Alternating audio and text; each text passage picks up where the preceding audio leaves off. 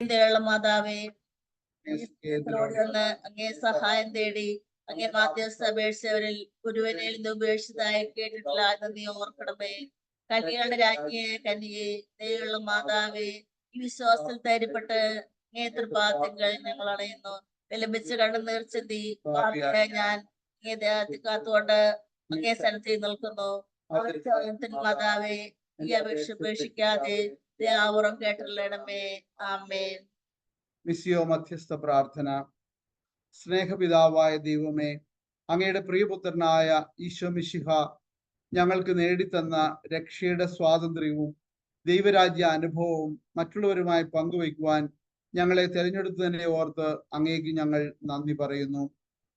ലോകമെമ്പാടുമുള്ള മിസ്സിയോ കുടുംബാംഗങ്ങളെയും എല്ലാ ഉപകാരികളെയും ആത്മീയ വരങ്ങളാലും ഭൗതിക നന്മകളാലും നിറയ്ക്കണമെന്ന് ഞങ്ങൾ പ്രാർത്ഥിക്കുന്നു. മിസ്സിയോ ടീം നയിക്കുന്ന വിവിധ കോഴ്സുകളെയും ജീവകാരുണ്യ പ്രവർത്തനങ്ങളെയും അവിടുന്ന് ആശീർവദിക്കണമേ. സഭയുടെ ഏക ദൗത്യമായ സുവിശേഷ പ്രഘോഷണം ഹൃദയത്തിലേറുന്ന തീക്ഷ്ണമതികളായ ധാരാളം മിഷണറിമാരെ ഒരുക്കുവാൻ മിസ്സിയോ ടീമിനെ സഹായിക്കണമേ. നിത്യം പിതാവും പുത്രനും പരിശുദ്ധാത്മാവുമായ സർവേശ്വര എന്നേക്കും ആമേൻ. സ്വർഗസ്ഥനായ ഞങ്ങളുടെ പിതാവേ, അങ്ങയുടെ നാമം പൂജിതമാകണമേ. അങ്ങയുടെ രാജ്യം വരണമേ. അങ്ങയുടെ തിരുമനസ് സ്വർഗത്തിലെ പോലെ ഭൂമിയിലുമാകണമേ. വേണ്ട ആഹാരം നിങ്ങൾക്ക് തരണമേ. ഞങ്ങളുടെ കടക്കാരോട് ഞങ്ങൾ ക്ഷമിച്ചിരിക്കുന്ന പോലെ ഞങ്ങളുടെ കടങ്ങളും പാപങ്ങളും ഞങ്ങളോട് ക്ഷമിക്കണമേ. ഞങ്ങൾ പ്രലോഭനത്തിൽ വീഴാനിടയാകരുതേ. ദുഷ്ടാരൂപിയിൽ ഞങ്ങളെ രക്ഷിക്കണമേ.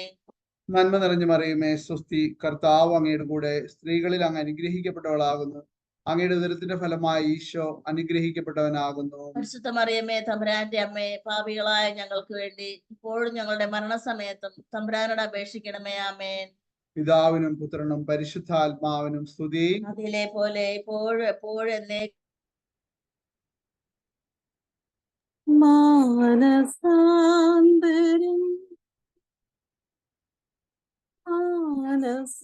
മാനസാന്തരം സ്വർഗത്തിൽ ദൈവവും മാലാഖമാരും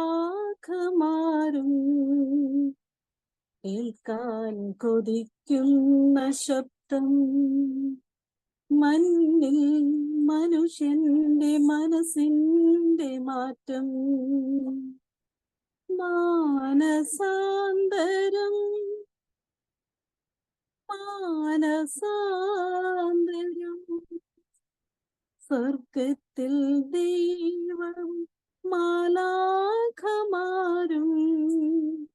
കേൾക്കാൻ കൊതിക്കുന്ന ശബ്ദം, മണ്ണിൽ മനുഷ്യന്റെ മനസ്സിന്റെ മാറ്റം.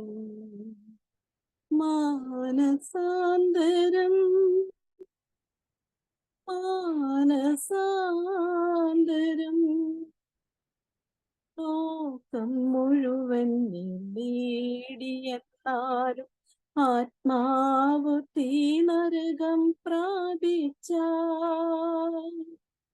ലോകം മുഴുവൻ നേടിയെത്താലും ആത്മാവ് തീനരകം പ്രാപിച്ചാൽ, സ്നേഹിതന്മാരൊന്നും നേടിയതൊന്നും നിൻ രക്ഷയ്ക്കായി വരികില്ലെന്നോർമ്മ വേണം. സ്നേഹിതന്മാരൊന്നും നേടിയതൊന്നും നിൻ രക്ഷയ്ക്കായി വരികില്ലെന്നോർമ്മ വേണം. മാനസാന്തരം മാനസാന്തരം സ്വർഗത്തിൽ ദൈവവും മാലാഖമാരും കേൾക്കാൻ കൊതിക്കുന്ന ശബ്ദം, മണ്ണിൽ മനുഷ്യന്റെ മനസ്സിന്റെ മാറ്റം. മാനസാന്തരം മാനസാന്തരം ഘോരമാം പാപങ്ങൾ ഏറെ നീ ചെയ്താലും അനുതാപമോടെ മടങ്ങി വന്നാൽ, ഘോരമാം പാപങ്ങൾ ഏറെ നീ ചെയ്താലും അനുതാപമോടെ മടങ്ങി വന്നാൽ താതൻ കൈകളിൽ പൂമാലയേന്തി മുറ്റത്തു കാണും സ്വീകരിക്കാൻ. താതൻ കൈകളിൽ പൂമാലയേന്തി മുറ്റത്തു കാണും സ്വീകരിക്കാം. മാനസാന്തരം മാനസാന്തരം സ്വർഗത്തിൽ ദൈവം മാലാഖമാരും കേൾക്കാൻ കൊതിക്കുന്ന ശബ്ദം. മണ്ണിൽ മനുഷ്യന്റെ മനസ്സിന്റെ മാറ്റം. മാനസാന്തരം മാനസാന്തരം.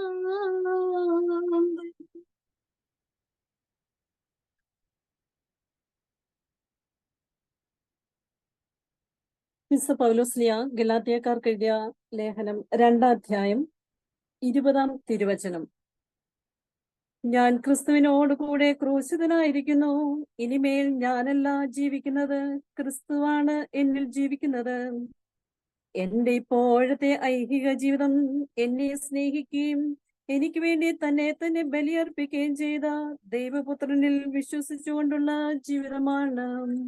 ദൈവമേ, സ്തുതി നിനക്ക് യോഗ്യമാകുന്നു. ബാരക്കുമോ.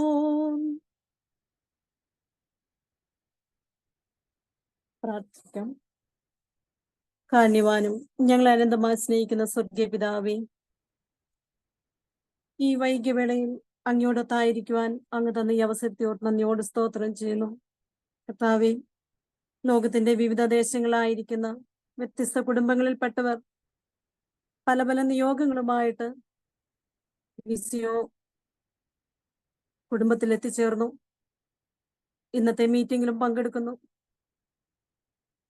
കർത്താവേ, അങ്ങ് ഞങ്ങൾക്ക് തന്ന ഈ അവസരത്തോട് നന്ദിയോട് സ്തോത്രം ചെയ്യുന്നു. ഇന്ന് മിസിയോയിൽ പങ്കെടുക്കുന്ന എല്ലാ വ്യക്തിത്വങ്ങളെയും സമർപ്പിച്ച് ജപമാല സമർപ്പിച്ച് പ്രാർത്ഥിച്ച ടോമിച്ചൻ ചേട്ടനെയും, ഇന്ന് മീറ്റിംഗിന്റെ MC ആയിരിക്കുന്ന വ്യക്തിയെയും, അതോടൊപ്പം തന്നെ ഞങ്ങളുടെ മിസിയോ ടീമിന്റെ രക്ഷാധികാരിയായിരിക്കുന്ന മാർ ജോയ് ആലപ്പാട് പിതാവിനെയും, ഇന്ന് ഈ മീറ്റിംഗിൽ പങ്കെടുക്കുന്ന എല്ലാ വ്യക്തിത്വങ്ങളെയും മെന്റേഴ്സിനെയും സമർപ്പിച്ച് പ്രാർത്ഥിക്കുന്നു. ഈ മീറ്റിംഗിന്റെ സമാപന ആശീർവാദത്തിനായി എത്തിയിരിക്കുന്ന മാത്യു അച്ഛനെയും പ്രത്യേകമായി സമർപ്പിച്ച് പ്രാർത്ഥിക്കുന്നു. കർത്താവെ, പല പല നിയോഗങ്ങളുമായിട്ടാണ് ഞങ്ങൾ ഇവിടെ എത്തിച്ചേർന്നിരിക്കുന്നത്. ലോക സുവിശേഷവൽക്കരണത്തിന്റെ അടിസ്ഥാനം എന്ന രീതിയിൽ കർത്താവെ, ഞങ്ങളെല്ലാവരും വിളിച്ചുകൂട്ടി നീ ശക്തിപ്പെടുത്തി. ഞങ്ങളെല്ലാം നിന്നെ തെരഞ്ഞെടുത്ത്, നീയാണ് ഞങ്ങളെ തെരഞ്ഞെടുത്തിരിക്കുന്നത്. അങ്ങ് ഞങ്ങൾ എന്തിനു വേണ്ടി തെരഞ്ഞെടുത്തിരിക്കുന്നുവോ ആ ഉദ്ദേശ ശുദ്ധിക്ക് ഞങ്ങളെ വിനിയോഗിക്കണമേ എന്ന് പ്രാർത്ഥിക്കുന്നു. അങ്ങ് നടത്തുന്ന ഈ നടത്തിപ്പിനെ പ്രത്യേകമായി സമർപ്പിച്ച് പ്രാർത്ഥിക്കുന്നു. കർത്താവെ, അങ്ങേ കൂടാതെ ഞങ്ങൾക്കൊന്നും ചെയ്യുവാൻ സാധ്യമല്ല. നിന്റെ ശക്തി വേണം. പരിശുദ്ധാത്മാവിനെ ഏറെ ഞങ്ങൾക്ക് നൽകണം. എങ്കിൽ മാത്രമേ ഞങ്ങൾക്ക് നിന്നെ അറിഞ്ഞ്, നിന്നെ അനുഭവിച്ച, നീ തന്ന സ്നേഹം ഇവയൊക്കെ മറ്റുള്ളവർക്ക് കൊടുക്കുവാനും ഞങ്ങളെ കൊണ്ട് തന്നെ ശക്തരല്ല. കർത്താവേ, അങ്ങയുടെ ആത്മാവിനെ ഞങ്ങളെ അയച്ച് ശക്തീകരിക്കണമെന്ന് പ്രാർത്ഥിക്കുന്നു. ഞങ്ങൾക്ക് ഇങ്ങനെ ഒരു ഫൗണ്ടേഷൻ ഇട്ട് തന്ന ഇതിന്റെ സാരഥിയായ ആലിസ് ചേച്ചിയെ പ്രത്യേകം സമർപ്പിച്ച് പ്രാർത്ഥിക്കുന്നു. ആലിസ് ചേച്ചിയുടെ സമർപ്പണമാണ് ഇതിന്റെയൊക്കെ പിന്നിൽ നിന്ന്. കർത്താവെ, ഞങ്ങൾ അറിയുന്നു. ആ കരങ്ങളെ സമർപ്പിച്ച് പ്രാർത്ഥിക്കുന്നു. ഈശോയെ, അങ്ങയുടെ പക്കലേക്ക് ഉയർന്ന കരങ്ങളെ താഴ്ത്തുവാൻ ഇടയാക്കല്ലേ. ആർക്കൊക്കെ വേണ്ടി ഞങ്ങൾ പ്രാർത്ഥിക്കാൻ കടപ്പെട്ടിരിക്കുന്നുവോ അവരെയൊക്കെ സമർപ്പിച്ച് പ്രാർത്ഥിക്കുന്നു. പ്രത്യേകിച്ച് ഞങ്ങൾക്കൊക്കെ നേതൃത്വം നൽകുന്ന മെന്റേഴ്സ് ഉണ്ട്, അവരെ സമർപ്പിച്ച് പ്രാർത്ഥിക്കുന്നു. ഇതിന്റെ പിന്നിൽ പ്രവർത്തിക്കുന്ന ഓരോ വ്യക്തിത്വങ്ങളെ സമർപ്പിച്ച് പ്രാർത്ഥിക്കുന്നു. ഇങ്ങനെ ഒരു പ്ലാറ്റ്ഫോം തന്ന് കർത്താവെ, ഇന്റർനെറ്റ് സംവിധാനങ്ങളെയൊക്കെ സമർപ്പിച്ച് പ്രാർത്ഥിക്കുന്നു. കർത്താവെ, ഇതിന്റെ അവസാനം, മീറ്റിംഗിന്റെ അവസാനം വരെ യാതൊരു തടസ്സവും കൂടാതെ ഈ മീറ്റിംഗ് പൂർണ്ണമാക്കുവാൻ തക്ക രീതിയിൽ അവിടെ ഞങ്ങളെ ക്രമീകരിക്കണമെന്ന് പ്രാർത്ഥിക്കുന്നു. ഞങ്ങളുടെ പ്രാർത്ഥനകൾ അങ്ങയുടെ പാദപീഠത്തിൽ സമർപ്പിച്ച് പ്രാർത്ഥിക്കുന്നു. ഞങ്ങളുടെ പ്രാർത്ഥന കേട്ടരുളണമേ. ആമേൻ. സ്വർഗസ്നായ ഞങ്ങളുടെ പിതാവേ, നിന്റെ തിരുനാമം പരിശുദ്ധമാപ്പെടണമേ. നിന്റെ രാജ്യം വരണമേ. നിന്റെ തിരുവിഷ്ടം സ്വർഗത്തിലെ പോലെ ഭൂമിയിലും ആകണമേ. ഞങ്ങൾക്ക് ആവശ്യമുള്ള അപ്പം ഇന്ന് ഞങ്ങൾക്ക് തരണമേ. ഞങ്ങളുടെ കടക്കാരോട് ഞങ്ങൾ ക്ഷമിച്ചതുപോലെ ഞങ്ങളുടെ കടങ്ങളും പാപങ്ങളും ഞങ്ങളോട് ക്ഷമിക്കണമേ. പരീക്ഷയിലേക്ക് ഞങ്ങളെ പ്രവേശിപ്പിക്കരുത്, പിന്നെയോ ദുഷ്ടനിൽ ഞങ്ങളെ രക്ഷിച്ചുകൊള്ളണമേ. എന്തുകൊണ്ടെന്നാൽ രാജ്യവും ശക്തിയും മഹത്വവും എന്നേക്കും നിനക്കുള്ളതാകുന്നു. ആമേൻ. കൃപ നിറഞ്ഞ മറിയമേ, നിനക്ക് സമാധാനം. നമ്മുടെ കർത്താവ് നിന്നോടുകൂടെ, നീ സ്ത്രീകളിൽ അനുഗ്രഹിക്കപ്പെട്ടവളാവുന്നു. നിന്റെ ഉദരഫലമായി നമ്മുടെ കർത്താവ് യേശു മിശിഹ വാഴ്ത്തപ്പെട്ടവനാവുന്നു. പരിശുദ്ധ മറിയമേ, തമ്പുരാന്റെ അമ്മേ, പാപികളായി ഞങ്ങൾക്ക് വേണ്ടി ഇപ്പോഴും എപ്പോഴും ഞങ്ങളുടെ മരണസമയത്തും തമ്പുരാനോട് അപേക്ഷിച്ചു കൊള്ളണമേ. ആമീൻ. പിതാവിനും പുത്രനും പരിശുദ്ധ റൂഹായിക്കും സ്തുതി, ആദ്യം തന്നെ. ആമീൻ. യേശു മിശിഹായ്ക്ക് സ്തുതിയായിരിക്കട്ടെ. ഈശോ മിശിഹായ്ക്ക് സ്തുതിയായിരിക്കട്ടെ. ഈശോയിൽ പ്രിയ മിസ്സിയ കുടുംബാംഗങ്ങളെ, മിസ്സിയോ പ്രിലിംസിന്റെ 13ാം ബാച്ചിലെ 6ാം സെഷനിലേക്ക് നിങ്ങളേവരെയും സാദരം ക്ഷണിച്ചു കൊള്ളുന്നു. ലോകത്തിന്റെ വിവിധ ഭാഗങ്ങളിൽ നിന്നായി ഈ സൂം പ്ലാറ്റ്ഫോമിൽ വളരെ ആഗ്രഹത്തോടെ പങ്കെടുക്കുന്ന നിങ്ങളെ ദൈവം ധാരാളം അനുഗ്രഹിക്കട്ടെ.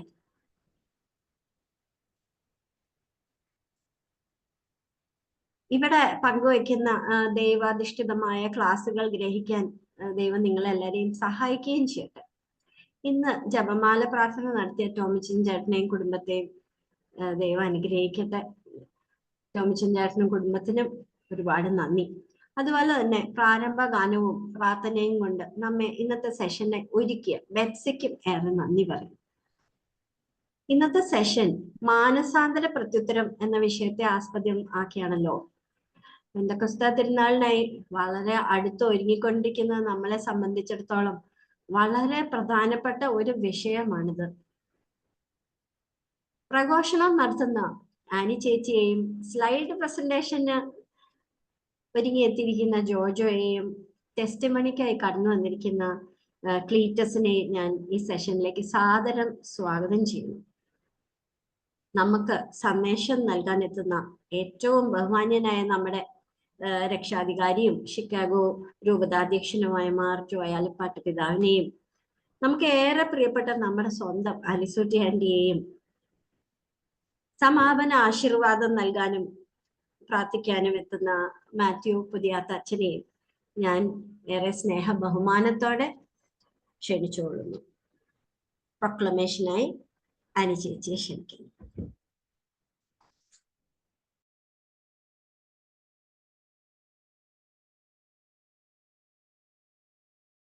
ആനി ചേച്ചി മ്യൂട്ടാണേ.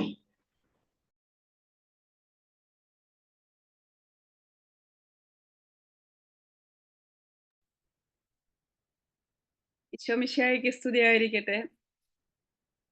മത്തായിയുടെ സുവിശേഷം 4-ാം അധ്യായം 17-ാമത്തെ വാക്യത്തില് ഈശോ ഇങ്ങനെ പറയുകയാണ്, മാനസാന്തരപ്പെടുവിൻ, സ്വർഗരാജ്യം സമീപിച്ചിരിക്കുന്നു. ഈശോ നമ്മളോട് പറയുന്നത് സ്വർഗരാജ്യം സമീപിച്ചിരിക്കുന്നു എന്നാണ്. സ്വർഗരാജ്യം എല്ലാവരും നേടണം. പിതാവിന്റെ ഇഷ്ടവും ഹിതവും അതാണ്, സ്വർഗരാജ്യം നേടുക എന്നതാണ്. തൻ്റെ ഏകകുമാരനെ നൽകുവാൻ തക്കവണ്ണം ലോകത്തെ അത്രമാത്രം സ്നേഹിച്ചുകൊണ്ട് ഈശോ തൻ്റെ ഏകകുമാരനായ ഈശോയെ ഈ ലോകത്തിലേക്ക് അയക്കുകയാണ്. നമ്മുടെ പാപങ്ങൾക്ക് പരിഹാരം ചെയ്യുവാനായിട്ട്, പരിഹാരം ചെയ്ത് നമ്മൾക്ക് നിത്യരക്ഷ നൽകുവാനായിട്ട് നമുക്ക് വേണ്ടി ഈശോ ഈ ഭൂമിയിലേക്ക് വരികയാണ്. സഹോദരരെ, ഇന്ന് നമ്മൾ മാനസാന്തരത്തെ കുറിച്ചാണ് നമ്മൾ പഠിക്കുന്നത്. ഈ ഒരാഴ്ചത്തെ ക്ലാസ്സുകളെല്ലാം അതാണ് നമ്മൾ ഇന്ന് പഠിക്കുവാൻ പോകുന്നത്. മാനസാന്തരം ഒരു സമ്പൂർണ്ണ സമർപ്പണമാണ്. ആ സമ്പൂർണ്ണ സമർപ്പണം എന്ന് പറഞ്ഞാൽ നമ്മളെ പൂർണ്ണമായി നമ്മൾ ദൈവത്തിന് വിട്ടുകൊടുക്കുകയാണ് സമ്പൂർണ്ണ സമർപ്പണം എന്ന് പറഞ്ഞാൽ. ഈ സമ്പൂർണ്ണ സമർപ്പണത്തെ കുറിച്ച് പറയുമ്പോൾ പരിശുദ്ധ അമ്മയെ കുറിച്ചാണ് ആദ്യം നാം ഓർക്കേണ്ടത്. അമ്മ മംഗളവാർത്ത, വിശുദ്ധ ഗബ്രിയേൽ മാലാഖ വന്ന മംഗളവാർത്ത പറഞ്ഞു. ആ മംഗളവാർത്ത സ്വീകരിച്ചപ്പോൾ മുതൽ ഗാഗുൽത്തായിൽ അവിടുത്തെ ഏകകുമാരനായ ഈശോ നമുക്ക് ഓരോരുത്തർക്കും വേണ്ടി അവിടുത്തെ തിരുശരീരവും തിരുരക്തവും ചിന്തി രക്തം വരെ അവസാനത്തുള്ള രക്തം വരെയും ചിന്തി കുരിശിൽ പിടഞ്ഞ് മരിക്കുമ്പോൾ അമ്മ അത് പൂർണ്ണമായും സ്വീകരിച്ചുകൊണ്ട് കർത്താവിന്റെ ഹിതം നിറവേറട്ടെ എന്ന് പൂർണ്ണമായ ഒരു സമർപ്പണത്തിലേക്ക് അമ്മ നടത്തുകയാണ്. അമ്മയ്ക്ക് ഒന്നും സ്വന്തമായിട്ട് ഒന്നുമില്ല. അമ്മ എല്ലാം പൂർണ്ണമായിട്ട് ഈശോയ്ക്ക് കർത്താവിന് വിട്ടുകൊടുക്കുകയാണ്. കർത്താവിന്റെ ഹിതം നിറവേറട്ടെ എന്ന്. സഹോദരെ, മാനസാന്തരം എന്ന് പറഞ്ഞാൽ ഒരു സമ്പൂർണ്ണ സമർപ്പണമാണ്. അവിടെ നമുക്കൊന്നും പിടിച്ചു വയ്ക്കാനായിട്ടൊന്നുമില്ല. പൂർണ്ണമായി ദൈവത്തിന്റെ ഇഷ്ടത്തിനായി വിട്ടുകൊടുത്തുകൊണ്ട് നമ്മുടെ സകല മേഖലകളും കർത്താവിനായിട്ട് നമ്മൾ സമർപ്പിക്കുകയാണ്. നമ്മുടെ ജീവിതം, നമ്മുടെ ജീവിത പങ്കാളി, മക്കള്, നമ്മുടെ ജീവിതവുമായി ബന്ധപ്പെട്ട സകല മേഖലകൾ, നമ്മുടെ തകർച്ചകൾ, സന്തോഷങ്ങൾ, ദുഃഖങ്ങൾ, സുഖസന്തോഷങ്ങൾ എല്ലാം എല്ലാം എല്ലാം ഈശോയ്ക്ക് വിട്ടുകൊടുക്കുന്ന അവസ്ഥയാണത്. യെശയ്യാ 59 അധ്യായം 2-ാമത്തെ വാക്യത്തിൽ പറയുന്നു, നിന്റെ അകൃത്യങ്ങൾ നിന്നെയും ദൈവത്തെയും തമ്മിൽ അകറ്റിയിരിക്കുന്നു. ഈ അകൃത്യങ്ങളാണ് നമ്മൾ അറിയുന്നത്, നമ്മുടെ പാപാവസ്ഥ. അതിൽ നിന്ന് നമ്മൾ പിന്മാറണം. പൂർണ്ണമായി പാപത്തിൽ നിന്ന് നമ്മൾ വിട്ടകന്ന് ഈശോയുടെ സ്നേഹത്തിൽ വസിക്കുവാനായിട്ട് നമ്മൾ ആഗ്രഹിക്കണം. നമ്മൾ അതിനായിട്ട് പ്രവർത്തിക്കണം. ലൂക്കായുടെ സുവിശേഷം മാനസാന്തരം ഒരു തിരിഞ്ഞൊരു നടത്തമാണ്. നമ്മളായിരിക്കുന്ന അവസ്ഥയിൽ നിന്ന് ഇത്രയും നാൾ നമ്മൾ ദൈവത്തിൽ നിന്ന് അകന്ന്, അല്ലെങ്കിൽ നമ്മുടെ ഇഷ്ടത്തിനനുസരിച്ച് നമ്മൾ ജീവിച്ചു, നമ്മുടെ സൗകര്യപ്രകാരം നമ്മൾ ജീവിച്ചു, ദൈവത്തിനോട് ആലോചന ചോദിക്കാതെ നമ്മൾ ജീവിച്ചു. ഇതിൽ നിന്നെല്ലാം ഇന്നു മുതൽ ഒരു പുതിയൊരു ജീവിത ശൈലി നമ്മൾ ആരംഭിക്കുകയാണ്. ലൂക്കായുടെ സുവിശേഷം ഇതൊരു മാനസാന്തരം തിരിഞ്ഞു നടത്തമാണ്, ഒരു യു ടേൺ. ലൂക്കായുടെ സുവിശേഷം 15-ാം അധ്യായത്തിൽ ധൂർത്തപുത്രൻ പിതാവിന്റെ സന്നിധിയിൽ നിന്നും അകന്നു പോവുകയാണ്. പിതാവ് നൽകിയ സന്തോഷവും സ്വസ്ഥതയും സമാധാനവും അതെല്ലാം ഉപേക്ഷിച്ച് അവൻ വേറെ എന്തൊക്കെയോ നേടാൻ വേണ്ടി പിതാവിൽ നിന്ന് അവൻ അകന്നുപോയി. പക്ഷെ അവന് കിട്ടിയത് എന്താണ്? അവന് സ്വസ്ഥതയില്ലാത്ത ജീവിതം, സമാധാനമില്ലാത്ത ജീവിതം, അന്ധകാരം നിറഞ്ഞൊരു ജീവിതം. ഇതിലായിരുന്നു അവനായിരുന്നത്. അവനെല്ലാം നഷ്ടപ്പെട്ടപ്പോൾ അവൻ തിരിച്ചറിഞ്ഞു പിതാവിന്റെ സ്നേഹം. അവൻ തിരിച്ചു നടക്കുകയാണ് പിതാവിന്റെ അടുത്തേക്ക്. പിതാവിന്റെ അടുത്തേക്ക് വരുമ്പോൾ പിതാവിന്റെ ആ സ്നേഹം നമ്മൾ മനസ്സിലാക്കുന്നുണ്ട്. പിതാവ് ഒരു പരിഭവം, അവനോട് ഒരു പരാതിയും പറയുന്നില്ല. പിതാവ് അവനെ ആലിംഗനം ചെയ്ത് അവനെ സ്വീകരിക്കുകയാണ്. സഹോദരരെ, നമ്മളും ഈ ഒരു തിരിഞ്ഞു നടത്തമാണ് ആവശ്യം, ഒരു യു ടേൺ. കർത്താവിന്റെ സന്നിധിയിലേക്ക് ഇന്നു മുതൽ ഞാൻ ഒരു പുതിയ ജീവിത ശൈലി ആരംഭിക്കുവാനായിട്ട് പൂർണ്ണമായി കർത്താവിന് സമർപ്പിച്ചുകൊണ്ടുള്ള ഒരു യു ടേൺ. യെശയ്യാ പ്രവാചകന്റെ പുസ്തകം 30-ാമത്തെ അധ്യായത്തിൽ 15-ാമത്തെ വാക്യത്തിൽ പറയുന്നു, ഇസ്രായേലിന്റെ പരിശുദ്ധനായ ദൈവമായ കർത്താവ് അരുളിച്ചെയ്തു, തിരിച്ചു വന്ന് സ്വസ്ഥമായിരുന്നാൽ നിങ്ങൾ രക്ഷപ്പെടും. സ്വസ്ഥതയും ആശ്രയമായിരിക്കും നിങ്ങളുടെ ബലം. നമുക്കതാണ് ആവശ്യം. കർത്താവിന്റെ ആശ്രയം, കർത്താവിന്റെ സംരക്ഷണം, കർത്താവിന്റെ ബലം. അല്ലാതെ നമ്മളുടെ സ്വന്തമായിട്ടുള്ള കഴിവുകളിലോ നമ്മുടെ ആശ്രയമോ നമ്മുടെ പരിശ്രമങ്ങളോ ഒന്നും അതെല്ലാം ശാശ്വതമല്ല എന്നുള്ള ഒരു പൂർണ്ണമായ ഒരു ബോധ്യം നമുക്കുണ്ടായിരിക്കണം. പൂർണ്ണമായിട്ടും കർത്താവിൽ ആശ്രയിച്ചുകൊണ്ട് കർത്താവിന്റെ ഭരണത്തിനായിട്ട് നമ്മളെ തന്നെ വിട്ടുകൊടുത്തുകൊണ്ടുള്ള ഒരു പൂർണ്ണമായ ഒരു സമർപ്പണമാണ് നമുക്ക് ആവശ്യം. അപ്പസ്തോല പ്രവർത്തനം 4-ാം അധ്യായത്തില് വിശ്വാസികളുടെ സമൂഹം കർത്താവിനെ രക്ഷകനും നാഥനുമായി ഏറ്റുപറഞ്ഞ് ഒരു ഹൃദയവും ഒരാത്മാവുമായിരുന്നു അവർ. അവർക്കുള്ളതെല്ലാം സ്വന്തമെന്ന് ആരും കരുതിയില്ല. അവരുടെ ഇടയിൽ ദാരിദ്ര്യം അനുഭവിക്കുന്നവരാരും ഉണ്ടായിരുന്നില്ല. എല്ലാം തന്നെ പൂർണ്ണമായ ദൈവത്തിൽ സമർപ്പിച്ചുകൊണ്ടുള്ള ഒരു ജീവിതമായിരുന്നു. എപ്പോഴും എവിടെയും ദൈവത്തിന്റെ ഹിതം അവർ നിറവേറ്റുകയായിരുന്നു. ഇതുപോലെ തന്നെ നമ്മുടെ ജീവിതം നന്ദി പറഞ്ഞുകൊണ്ടുള്ള ഒരു ജീവിതമായിരിക്കണം. സകലതിനോടും, ദൈവത്തിനോടും സഹോദരനോടും ശിഷ്ടപ്രപഞ്ചത്തിനോടും സകലതിനോടും രമ്യതപ്പെട്ടുകൊണ്ടുള്ള ഒരു ജീവിതം. പലപ്പോഴും നമ്മൾക്ക് ഇപ്പോൾ നിസ്സാരമായ ഒരു കാര്യം പറഞ്ഞാൽ, ചൂട് കൂടിയാൽ നമ്മൾ പറയും ഓ ഭയങ്കര ചൂടാണ്, തണുപ്പായ പറയും ഭയങ്കര തണുപ്പാണ്. പക്ഷെ ഇവിടെയൊന്നും നമുക്ക് രമ്യതപ്പെടാനായിട്ട് നമുക്ക് സാധിക്കുന്നില്ല. എൻ്റെ കർത്താവേ, അങ്ങ് നൽകിയ ഈ ചൂടിനെ ഓർത്ത് ഞാൻ നന്ദി പറഞ്ഞുകൊണ്ട് സമർപ്പിക്കുന്നു.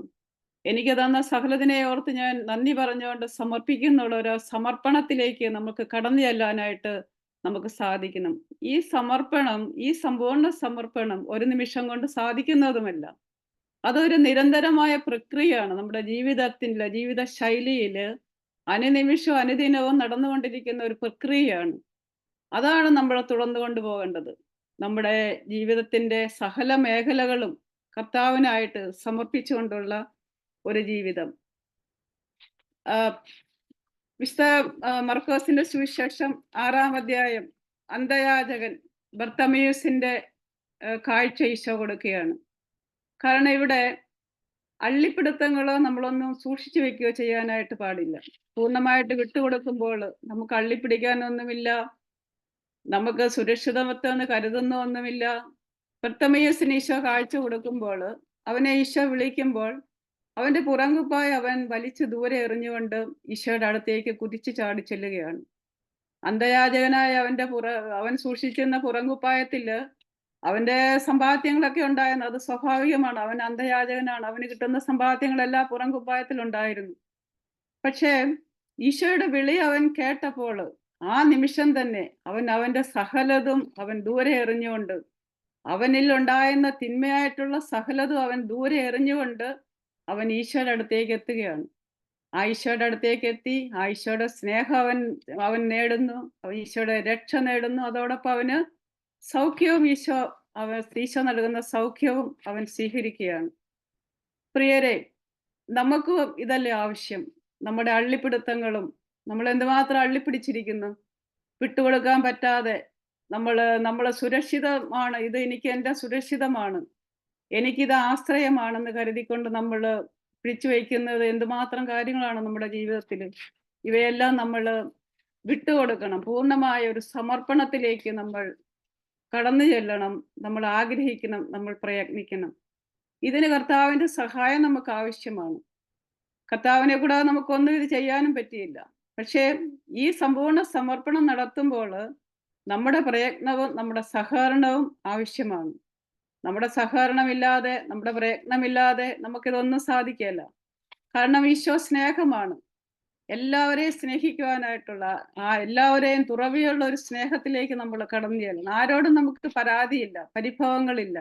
എല്ലാവരോടും രമ്യതപ്പെട്ടുകൊണ്ടുള്ള ഒരു ജീവിതമാണ് നമ്മൾ നയിക്കേണ്ടത്. സങ്കീർത്തനം 91:14 പറയുന്നു, അവൻ സ്നേഹത്തിൽ എന്നോട് ഒട്ടി നിൽക്കുന്നതിനാൽ ഞാൻ അവനെ രക്ഷിക്കും. ഈശോയോട് ഒട്ടി നിൽക്കുക എന്നുള്ളതാണ്, സ്നേഹത്തിൽ ഒട്ടി നിൽക്കുക. ഈശോയുടെ ഹിതം എന്താണെന്ന് അന്വേഷിക്കുക. നിസ്സാര ഒരു ഉദാഹരണം പറഞ്ഞാൽ, നമുക്കൊരു പുതിയൊരു ഡ്രസ്സ് കിട്ടി. അതിടുമ്പോൾ പോലും കർത്താവേ, ഇത് അങ്ങേയ്ക്കായി ഞാൻ സമർപ്പിക്കുന്നു, അങ്ങ് എനിക്ക് തന്നതാണിത്, ഞാൻ അങ്ങേക്ക് സമർപ്പിക്കുന്നു. ഒരു ഭക്ഷണം കഴിക്കുമ്പോൾ കർത്താവ് തന്നാൽ നമ്മുടെ യോഗ്യതകളല്ല, നമ്മുടെ കഴിവുകളല്ല, കർത്താവ് നമുക്ക് തരാതെ നമുക്കിതൊന്നും നമുക്ക് സാധ്യമല്ല. ആ ഒരു മനോഭാവം, ആ ഒരു സമ്പൂർണ്ണ സമർപ്പണമാണ് നമുക്ക് ആവശ്യം.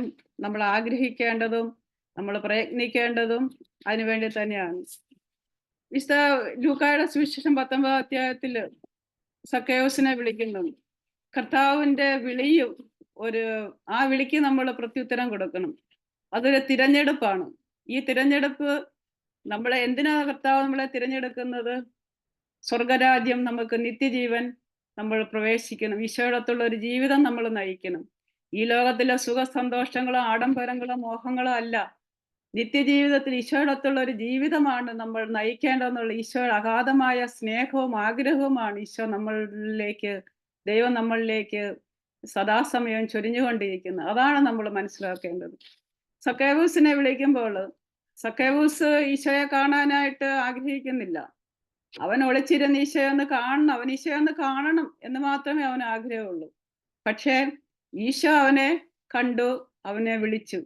ഹൃദയങ്ങളെ പരിശോധിച്ചറിയുന്ന ഈശോ നമ്മുടെ ഓരോരുത്തരുടെയും ഹൃദയങ്ങളെ പരിശോധിച്ചറിയുന്നുണ്ട്.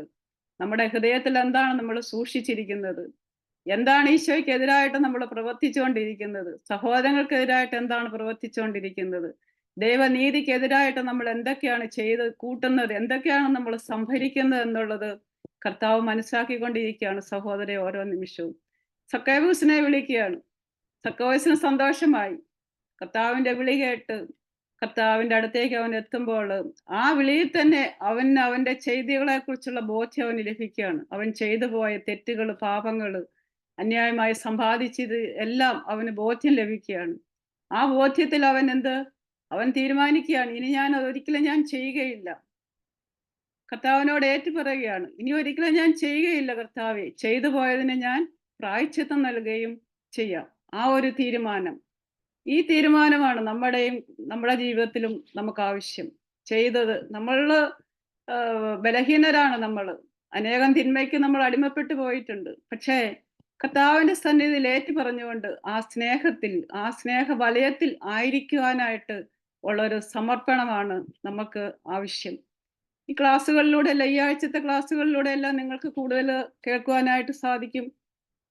അതിലൂടെയെല്ലാം നമുക്ക് കൂടുതൽ പഠിക്കുവാനായിട്ട് സാധിക്കും. നമ്മുടെ പൂർണ്ണമായിട്ടുള്ള വിട്ടുകൊടുക്കലും അതാണ് ഏറ്റവും ആവശ്യമായിട്ടുള്ളത്. റോമാക്കാർക്ക് എഴുതിയ ലേഖനം 7-ാം അധ്യായത്തില് 9-ാമത്തെ വാക്യത്തിൽ പറയുന്നു, ക്രിസ്തുവിന്റെ ആത്മാവില്ലാത്തവൻ ക്രിസ്തുവിനുള്ളവനല്ല. അപ്പോൾ ആത്മാവിലുള്ള ഒരു ജീവിതമാണ് നമുക്ക് ആവശ്യം. നമ്മളിൽ വസിക്കുന്ന പരിശുദ്ധാത്മാവിന്റെ നിയന്ത്രണത്തിൽ നമ്മളെ പൂർണ്ണമായി വിട്ടുകൊടുത്തുകൊണ്ട് ആത്മാവ് പറയുന്നതനുസരിച്ച്, എൻ്റെ ഇഷ്ടമല്ല, എൻ്റെ ഈശോ പറയുന്നതനുസരിച്ച് ജീവിക്കുവാനായിട്ടുള്ള ആഗ്രഹം അത് നമ്മളിൽ എപ്പോഴും ഉണ്ടായിരിക്കട്ടെ എന്ന് നമ്മൾ തീരുമാനിക്കണം, ഉണ്ടാകണം. അതാണ് നമ്മൾക്ക് ആവശ്യമായിട്ടുള്ളത്. പൗലോസ് ലേഖ കൊരിന്തോസുകാർക്ക് എഴുതിയ 2-ാം ലേഖനത്തിൽ 15-ാമത്തെ അധ്യായം 17-ാം വാക്യത്തിൽ പറയുന്നു, ക്രിസ്തുവിലായിരിക്കുന്നവൻ പുതിയ സൃഷ്ടിയാണ്, പഴയത് കടന്നുപോയി, ഇതാ പുതിയത് വന്നിരിക്കുന്നു. ഒരുപാട് പഴയ കാര്യങ്ങൾ നമുക്കുണ്ട്, നമ്മുടെ ബലഹീനതകളുണ്ട്, നമ്മുടെ കുറവുകളുണ്ട്, നമുക്ക് ആരോടും പറയാൻ പറ്റാത്ത സങ്കടങ്ങളുണ്ട്, ആന്തരിക മുറിവുകളുണ്ട് നമുക്ക്. ഇതെല്ലാം നമുക്ക് പറയാനായിട്ട് ആരുമില്ല, നമ്മുടെ ഈശോ മാത്രമേ നമുക്കുള്ളൂ. ആ ഈശോയ്ക്ക് പൂർണ്ണമായിട്ട് സമർപ്പിച്ചുകൊണ്ട് വിട്ടുകൊടുത്തുകൊണ്ട് നമ്മുടെ ആന്തരിക മുറിവുകൾ, നമ്മുടെ സങ്കടങ്ങൾ, നമ്മുടെ വേദനകൾ, രോഗങ്ങൾ, തകർച്ചകൾ, ഇവയെല്ലാം ഈശോയ്ക്ക് വിട്ടുകൊടുത്തു കഴിയുമ്പോൾ പിന്നെ ഈശോയാണ് നമ്മളെ ഭരിക്കുന്നത്, നമ്മളെ നയിക്കുന്നത് ഈശോയാണ്. അപ്പോൾ പിന്നെ ആ പഴയതിനെ കുറിച്ച് നമുക്ക് ചിന്തിക്കാൻ അവസരം ഈശോ ഒരിക്കലും തരികയില്ല. ഒരു എൻ്റെ ജീവിതത്തിലെ ഒരു അനുഭവം ഞാൻ ഇവിടെ പങ്കുവയ്ക്കുകയാണ്. ഞാൻ അനുദിന വലിയ കുറവ്, ആത്മീയ ജീവിതത്തിൽ വലിയ ഉണ്ട് എന്ന് ഞാൻ ഒരിക്കലും ധരിച്ചിരുന്നില്ല. കാരണം പരിശുദ്ധ കുർബാന, കുദാശ ജീവിതം, കൗൺസിലിങ്, മധ്യസ്ഥ പ്രാർത്ഥന, ഇതെല്ലാം എൻ്റെ ജീവിതത്തിൽ ഞാൻ നടത്തിക്കൊണ്ടിരുന്ന കാര്യങ്ങളാണ്.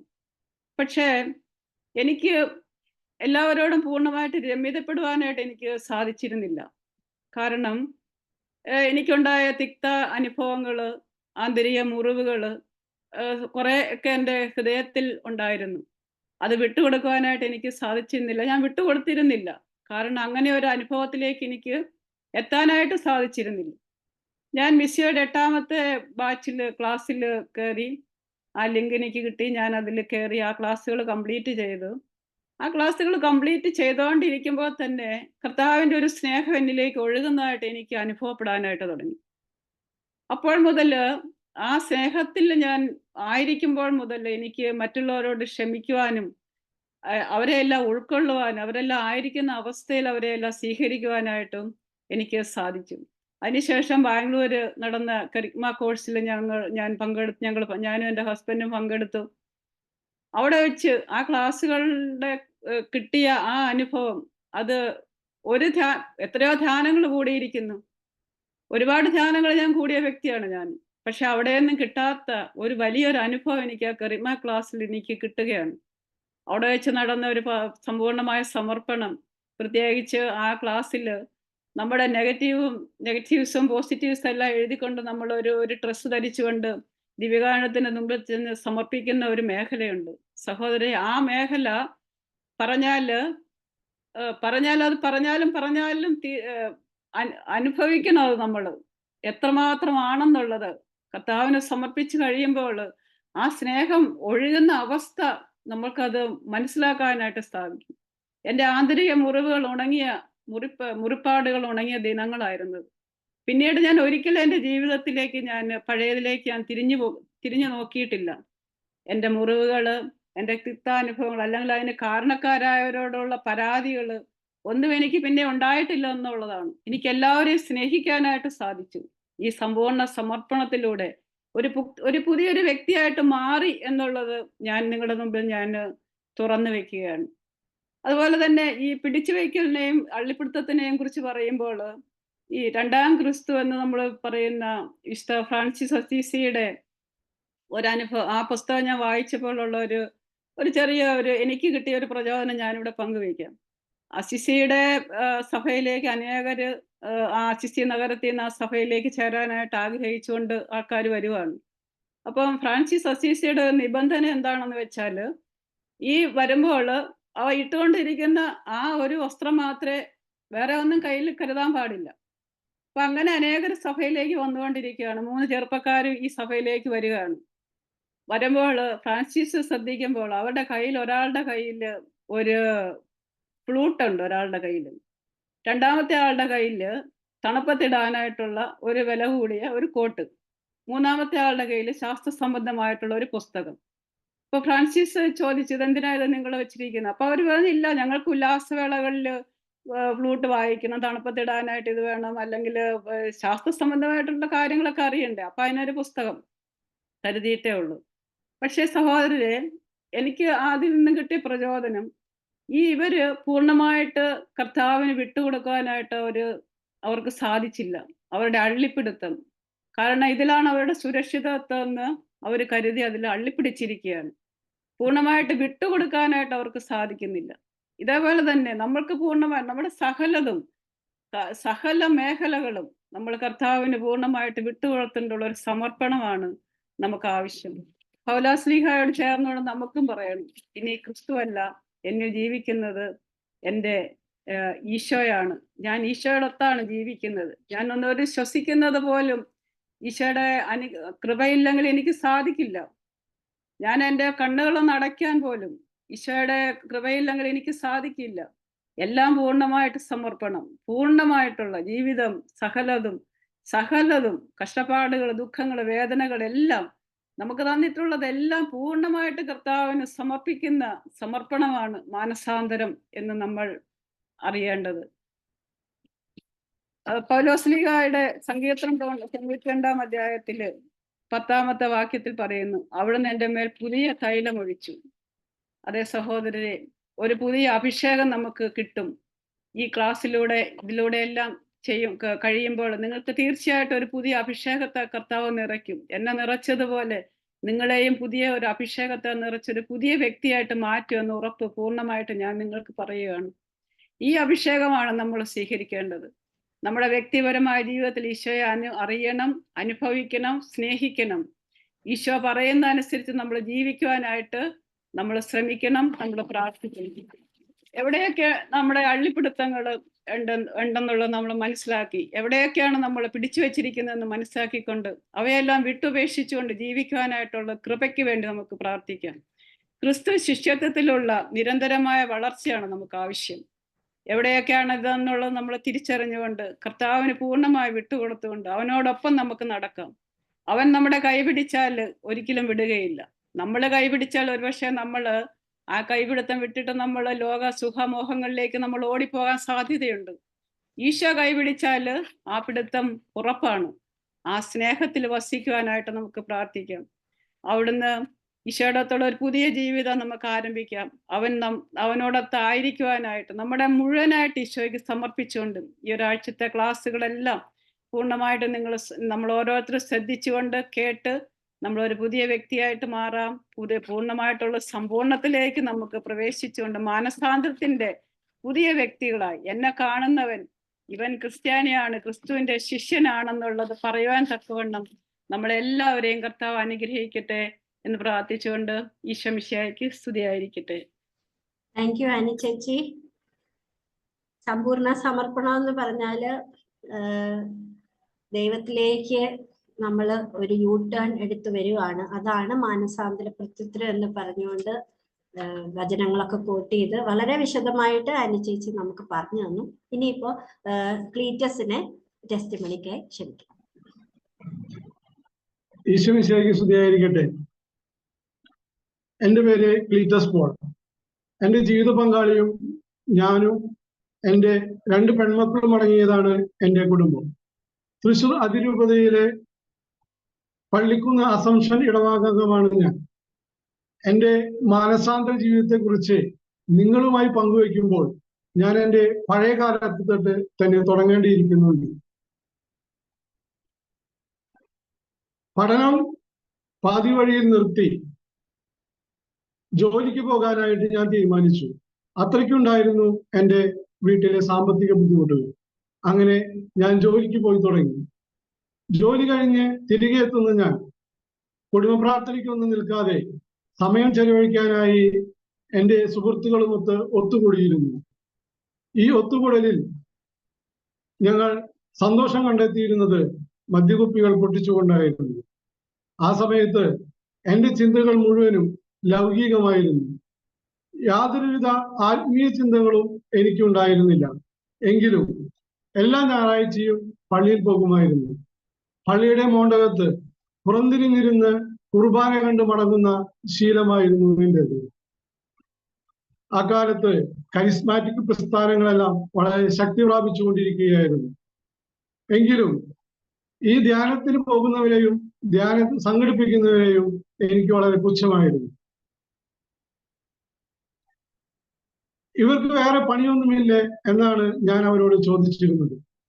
എല്ലാ മതവും ത്തിലും നന്മയുണ്ട്. എല്ലാ മതവും നന്മയിലേക്കാണ് നയിക്കുന്നത്.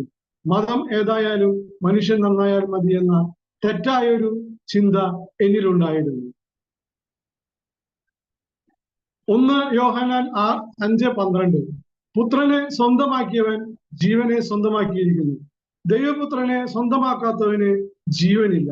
അതെ, യേശു ക്രിസ്തുവിലൂടെ അല്ലാതെ ആരും തന്നെ രക്ഷ പ്രാപിക്കുന്നില്ല എന്ന ആ വലിയ സത്യം, ആ ബോധ്യം എനിക്ക് ഉണ്ടായിരുന്നില്ല.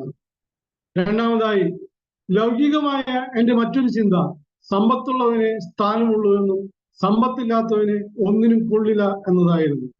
1 തിമോത്തി 6:10 ധനമോഹമാണ് എല്ലാ തിന്മയുടെയും അടിസ്ഥാന കാരണം. ധനമോഹത്തിലൂടെ പലരും വിശ്വാസത്തിൽ നിന്ന് വ്യതിചലിച്ചും പോകാനും ഒട്ടേറെ വ്യതകളാൽ തന്നെ മുറിപ്പെടുത്തുവാനും ഇടയുണ്ട്. അങ്ങനെ സമ്പത്തുണ്ടാക്കാനുള്ള എൻ്റെ നെട്ടോട്ടം ദൈവത്തിൽ നിന്നും ഞാൻ അകലാനും ആ ദൈവസ്നേഹവും ആശ്രയത്വവും ഉപേക്ഷിക്കുവാനും കാരണമായി. പണം ഉണ്ടാക്കുവാനായി ഞാനും എൻ്റെ കൂട്ടുകാരുമൊത്ത് ഒരു ബ്ലേഡ് കമ്പനി തുടങ്ങി.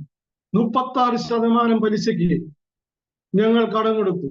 ഈ കടം മടക്കി കിട്ടാത്തവരോട് വളരെ പരുഷമായും മോശമായും സംസാരിക്കാനും ഭീഷണിപ്പെടുത്താനും യാതൊരു മടിയുമില്ലായിരുന്നു ഞങ്ങൾക്ക്. അങ്ങനെ ദൈവത്തിൽ നിന്ന് അകന്ന് പാപികളിൽ ഒന്നാമനായി ഞാൻ ജീവിച്ചു. ആയിടെ ഞാൻ വിവാഹിതനായി.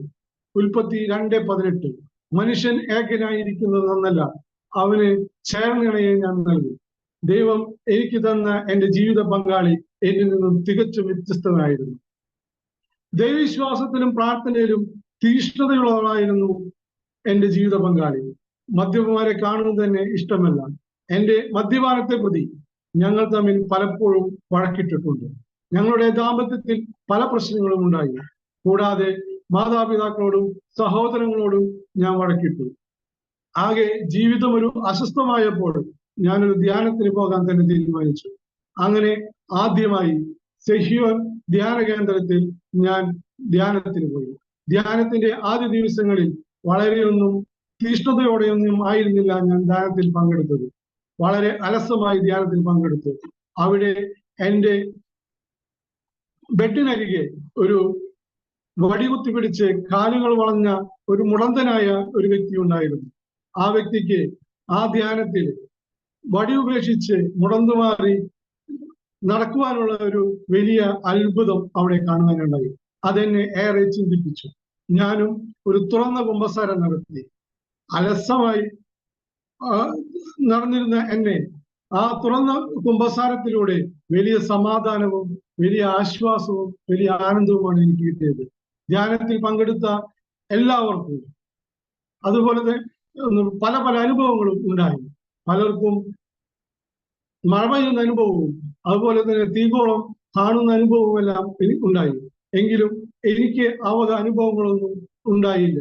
പക്ഷേ എൻ്റെ ഉള്ളില് പാപത്തിൽ നിന്നും കരകയറാനുള്ള, പാപത്തെ ഉപേക്ഷിക്കാനുള്ള ഒരു പ്രേരണ ഉള്ളിൽ ഉണ്ടായിരുന്നു. ധ്യാനം കഴിഞ്ഞ് വീട്ടിലെത്തിയ ഞാൻ മദ്യപാനം നിർത്താൻ തന്നെ തീരുമാനിച്ചു. മദ്യപിക്കാൻ കൂട്ടുകാരുമായി പോയിരുന്ന ഞാൻ കൂട്ടുകാരുടെ അടുത്തേക്ക് മദ്യപിക്കാനായി പോകാതെയായി. ഇതൊക്കെ കുറച്ചു ദിവസത്തേക്ക് ഉണ്ടാവുള്ളൂ എന്ന് പറഞ്ഞുകൊണ്ട് അവരെന്നെ കളിയാക്കുമായിരുന്നു. പിന്നെ ഇറക്കിയ പണം 6 മാസം കൊണ്ട് 6 ഇരട്ടിയാക്കുന്ന എൻ്റെ വട്ടിപ്പലിശ ബിസിനസ് ഞാൻ അവസാനിപ്പിച്ചു. വിഡ്ഢി, ബുദ്ധിയില്ലാത്തവരെന്ന് പറഞ്ഞുകൊണ്ട് അവരെല്ലാവരും എന്നെ കളിയാക്കുമായിരുന്നു. മൂന്നാമതായി സാബത്ത് ദിവസങ്ങളിൽ ഞാൻ ശുശ്രൂഷയ്ക്ക് വേണ്ടി എന്റെ സമയം മാറ്റിവെച്ചു. പ്രാർത്ഥനയ്ക്ക് അവസരം കിട്ടുമ്പോഴൊക്കെ ഞാൻ പ്രാർത്ഥിച്ചുകൊണ്ടും ഇരുന്നു. ആയിടെ ഞങ്ങൾ ഒരു ദമ്പതി ധ്യാനത്തിൽ പങ്കെടുത്തു. ഞാനും എൻ്റെ ജീവിത പങ്കാളിയും പങ്കെടുത്ത ആ ധ്യാനത്തിൽ ധ്യാനം നയിച്ച വൈദികൻ ഞങ്ങളോട് പറഞ്ഞു, ശുശ്രൂഷയ്ക്കും മധ്യസ്ഥ പ്രാർത്ഥനയ്ക്കുമായി ഇവിടെ വരാൻ പറ്റുന്നു. ഞാനും എൻ്റെ ജീവിത പങ്കാളിയും സമ്മതിച്ചു. അങ്ങനെ ശുശ്രൂഷയ്ക്കായി ഞങ്ങൾ പോയിക്കൊണ്ടിരുന്നു. പലപ്പോഴും ശുശ്രൂഷയ്ക്ക് പോയിരുന്നത് ജോലി സ്ഥലത്ത് ലീവ് എടുത്തുകൊണ്ടായിരുന്നു. ജോലി സ്ഥലത്ത് നിരന്തരമായി ലീവ് എടുക്കുന്നത് വളരെ അസ്വസ്ഥമുണ്ടാക്കിയിരുന്നു. ഒരിക്കൽ ഒരു മാസം ഞങ്ങൾ ലീവ് എടുത്തുകൊണ്ട് ശുശ്രൂഷയ്ക്ക് പോകേണ്ടതായിട്ടുണ്ടായിരുന്നു. അത് എൻ്റെ ജോലി നഷ്ടപ്പെടുമോ എന്ന ഒരു അവസ്ഥയിൽ പോലും എത്തിച്ചേർന്നു. ഫിലിപ്പി 3:8 എൻ്റെ കർത്താവായ യേശുക്രിസ്തുവിനെ പറ്റിയുള്ള ജ്ഞാനം കൂടുതൽ വിലയുള്ളതാകിയാൽ സർവവും നഷ്ടമായി പരിഗണിക്കുന്നു. അങ്ങനെ അവനെ പ്രതി ഞാൻ സകലവും നഷ്ടപ്പെടുത്തുകയും ഉച്ഛിഷ്ടം പോലെ കരുതുകയും ചെയ്യുന്നു. അതെ, ദൈവത്തിന് ജോലിക്ക് പ്രഥമസ്ഥാനം കൊടുക്കാതെ ദൈവത്തിന് പ്രഥമസ്ഥാനം നൽകി ഞാൻ ദൈവ ശുശ്രൂഷയിൽ പോയിക്കൊണ്ടിരുന്നു. എൻ്റെ സാമ്പത്തിക നില വളരെ മോശമായി കൊണ്ടിരുന്നു. ഒരു വീടിന്റെ ബേസ്മെന്റ് ഫ്ലോറിലുള്ള ഒറ്റമുറി വീട്ടിലാണ് ഞാൻ വാടകയ്ക്ക് താമസിച്ചിരുന്നത്. വാടക കൊടുക്കാൻ പോലും ബുദ്ധിമുട്ടിയിരുന്ന സമയം ധ്യാനത്തിന് പോയിട്ട് എന്ത് കാര്യം, ഒരു വീടുണ്ടാക്കാൻ നോക്കുക എന്ന് പറഞ്ഞ് പലരും എന്നെ പുച്ഛത്തോടെ നോക്കിയിട്ടുണ്ട്. ഹബക്കൂക്ക് 3:17 അത്തിവൃക്ഷം പൂക്കുന്നില്ലെങ്കിലും മുന്തിരിയിൽ ഫലങ്ങളില്ലെങ്കിലും ഒലിവ് മരത്തിൽ കായകളില്ലെങ്കിലും ഇല്ലാതായാലും വയലുകളിൽ ധാന്യം വിളയുന്നില്ലെങ്കിലും ആട്ടിൻകൂട്ടം ആലയിൽ അറ്റുപോയാലും കന്നുകാലികൾ തൊഴുത്തിൽ ഇല്ലാതായാലും ഞാൻ കർത്താവിൽ ആനന്ദിക്കും. അതെ, മറ്റുള്ളവരുടെ വാക്കുകളിൽ ഞാൻ തളർന്നില്ല. 10,000 രൂപ പോലും തികച്ചെടുക്കാനില്ലാതിരുന്ന ആ കാലത്ത് എനിക്ക് 28 ലക്ഷം രൂപ വില വരുന്ന ഒരു വീട് ദൈവം ഒരുക്കി തന്നു. മത്തായി 6:33 നിങ്ങൾ ആദ്യം അവിടുത്തെ രാജ്യവും അവിടുത്തെ നീതിയും അന്വേഷിക്കുക, അതോടൊപ്പം മറ്റുള്ളവയെല്ലാം നിങ്ങൾക്ക് ലഭിക്കും. ദൈവത്തോട് ചേർന്ന് നിന്ന് എന്നെ ദൈവം ചേർത്ത് പിടിച്ചു. ദൈവത്തെ അറിയാനും അനുഭവിക്കാനുമുള്ള എൻ്റെ ആഗ്രഹം മിസിയോ എന്ന ഈ പ്രോഗ്രാമിൽ എന്നെ എത്തിച്ചു. ഈ പ്രോഗ്രാമിൽ മാനസാന്തരത്തെക്കുറിച്ച് വലിയ ഉൾക്കാഴ്ചകളാണ് ദൈവം എനിക്ക് തന്നത്. എൻ്റെ വ്യക്തിപരമായ പാപം ഉപേക്ഷിക്കുകയും നല്ല ജീവിതം നയിക്കുകയും ചെയ്താൽ മാത്രം ഒരു പൂർണ്ണ മാനസാന്തരമാകുന്നില്ല. പാപം ഉപേക്ഷിച്ച് നന്മ പ്രവർത്തിച്ച് എന്നെ പൂർണ്ണമായി യേശുക്രിസ്തുവിന് സമർപ്പിച്ച് യേശുക്രിസ്തുവിൽ എന്നിൽ ജീവിക്കുന്ന ഒരു ജീവിത ശൈലിയാണ് മാനസാന്തരം എന്നുള്ള ആ വലിയ ബോധ്യം എനിക്ക് തിരിച്ചറിയുവാനായി സാധിച്ചു. ഗലാത്യ 2:20 ഇനിമേൽ ഞാനല്ല ജീവിക്കുന്നത്, ക്രിസ്തുവാണ് എന്നിൽ ജീവിക്കുന്നത്. അതെ, എൻ്റെ പ്രവൃത്തിയിലൂടെ, പെരുമാറ്റത്തിലൂടെ, ജീവിതത്തിലൂടെ അദൃശ്യമായ ദൈവത്തിന്റെ ദൃശ്യമായ ആ സ്നേഹം അനുഭവിച്ചറിയാൻ മറ്റുള്ളവർക്കാകട്ടെ എന്ന് ഞാൻ നിശ്ചയിച്ചു. മത്തായി 5:16 മനുഷ്യർ നിങ്ങളുടെ സൽപ്രവൃത്തികൾ കണ്ട് സ്വർഗസ്ഥനായ പിതാവിനെ മഹത്വപ്പെടുത്തേണ്ടതിന് നിങ്ങളുടെ വെളിച്ചം അവരുടെ മുന്നിൽ പ്രകാശിക്കട്ടെ. ഒരിക്കൽ മിസിയോ കോഴ്സിൽ പങ്കെടുത്ത് ആലുവ ബസ് സ്റ്റാൻഡിൽ സുവിശേഷം പ്രഘോഷിക്കാൻ പോയപ്പോൾ അവിടെ ഉണ്ടായിരുന്ന ഒരു വ്യക്തി എന്നോട് ചോദിച്ചു, ആ പണ്ട് ഞാൻ ചോദിച്ചിരുന്ന അതേ ചോദ്യം, നിങ്ങൾക്ക് വേറെ പണിയൊന്നുമില്ലേ എന്ന്. തീർച്ചയായും ഞാൻ ദൈവത്തിന് നന്ദി പറഞ്ഞു. കാരണം എൻ്റെ പൊന്നു തമ്പുരാൻ എന്നെ തൊട്ടില്ലായിരുന്നുവെങ്കിൽ ഈ ചോദ്യം ചോദിച്ച് ഞാനും തെരുവിലൂടെ നടന്നേനെ. ഞാൻ ഇന്നായിരിക്കുന്ന സമൂഹത്തിൽ, ഇടവകയിൽ, കുടുംബ യൂണിറ്റിൽ, കുടുംബത്തിൽ ക്രിസ്തുവിന് സാക്ഷ്യം വഹിച്ചുകൊണ്ട് എന്നെ പൂർണ്ണമായി സമർപ്പിച്ച് ജീവിതം മുന്നോട്ട് കൊണ്ടുപോകുന്നു.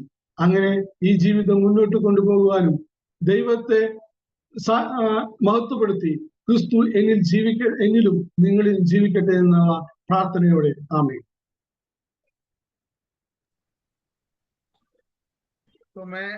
ജോയ് പിതാവ് വന്നിട്ടുണ്ട്. പിതാവ് സംസാരിച്ചതിന് ശേഷം നമുക്ക് ബാക്കി കണ്ടിന്യൂ ചെയ്യാം. Thank you Cletus. പിതാവേ, അങ്ങ് വളരെ ബഹുമാനത്തോടെ ഞങ്ങളോട് സംസാരിക്കാൻ സ്വാഗതം ചെയ്യുന്നു.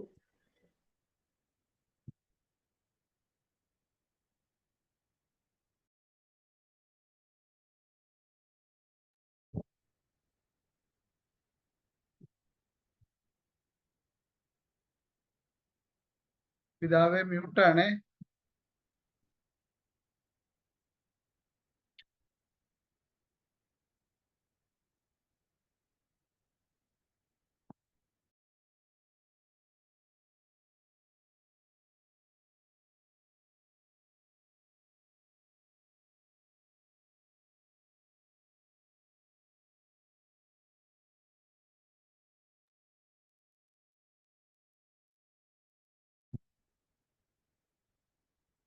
പിതാവെ കേൾക്കുന്നുണ്ടോ?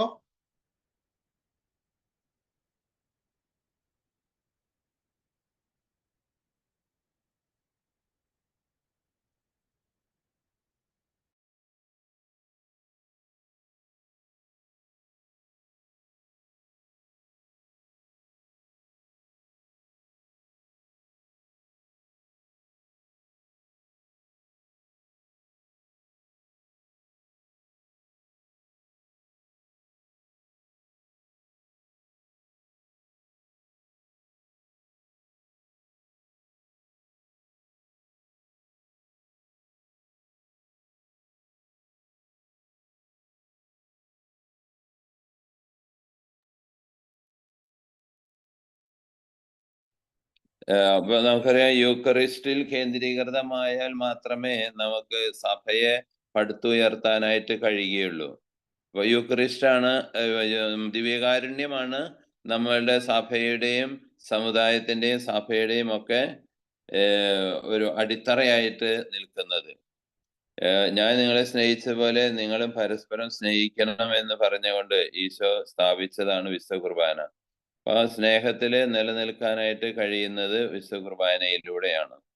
അപ്പോ അതിനു വേണ്ട ഒരുക്കങ്ങൾ ഞങ്ങൾ ചെയ്യുകയാണ്. അപ്പോൾ നിങ്ങളുടെ എല്ലാം പ്രാർത്ഥനകളിലും എല്ലാം ഉണ്ടായിരിക്കണം. പിന്നെ ലോകം മുഴുവൻ കൂടുതൽ യേശുവിലേക്ക് തിരിച്ചു വരാനായിട്ട് കുറെ ഭാഗങ്ങളിലൊക്കെ വളരെയധികം പ്രശ്നങ്ങൾ ഉണ്ടായിട്ടുണ്ട്. അത് തിരിച്ച് ഈശോയിലേക്ക് കടന്നു വരാനായിട്ട് സാധിക്കണം. പലരും ഈശോയെ ഉപേക്ഷിച്ചു പോയവരുണ്ട്. ചില ആളുകൾ ഈശോയെ അവഹേളിക്കുന്നവരുണ്ട്.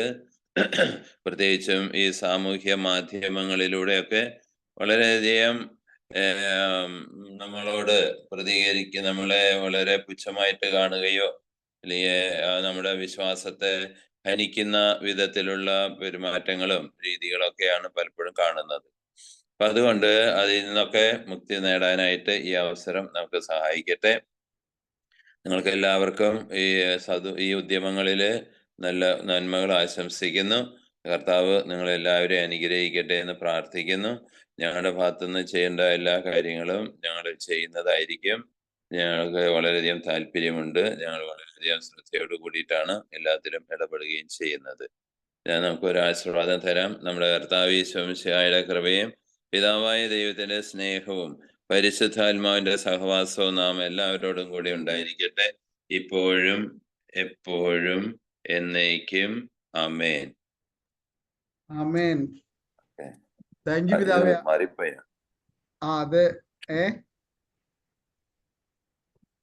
ഞങ്ങൾക്ക് ആദ്യം കേൾക്കാൻ പറ്റില്ലായിരുന്നു, ഇപ്പോഴാണ് കേൾക്കാൻ പറ്റിയത്.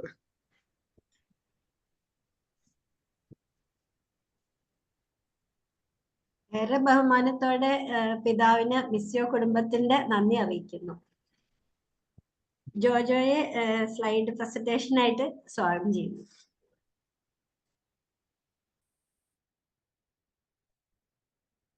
ഈശോ മിശിഹായ്ക്ക് സ്തുതിയായിരിക്കട്ടെ. നമ്മള് ക്ലീറ്റസിന്റെ ഒരു ജീവിതാനുഭവം കേട്ടപ്പോൾ അനേകം പേർ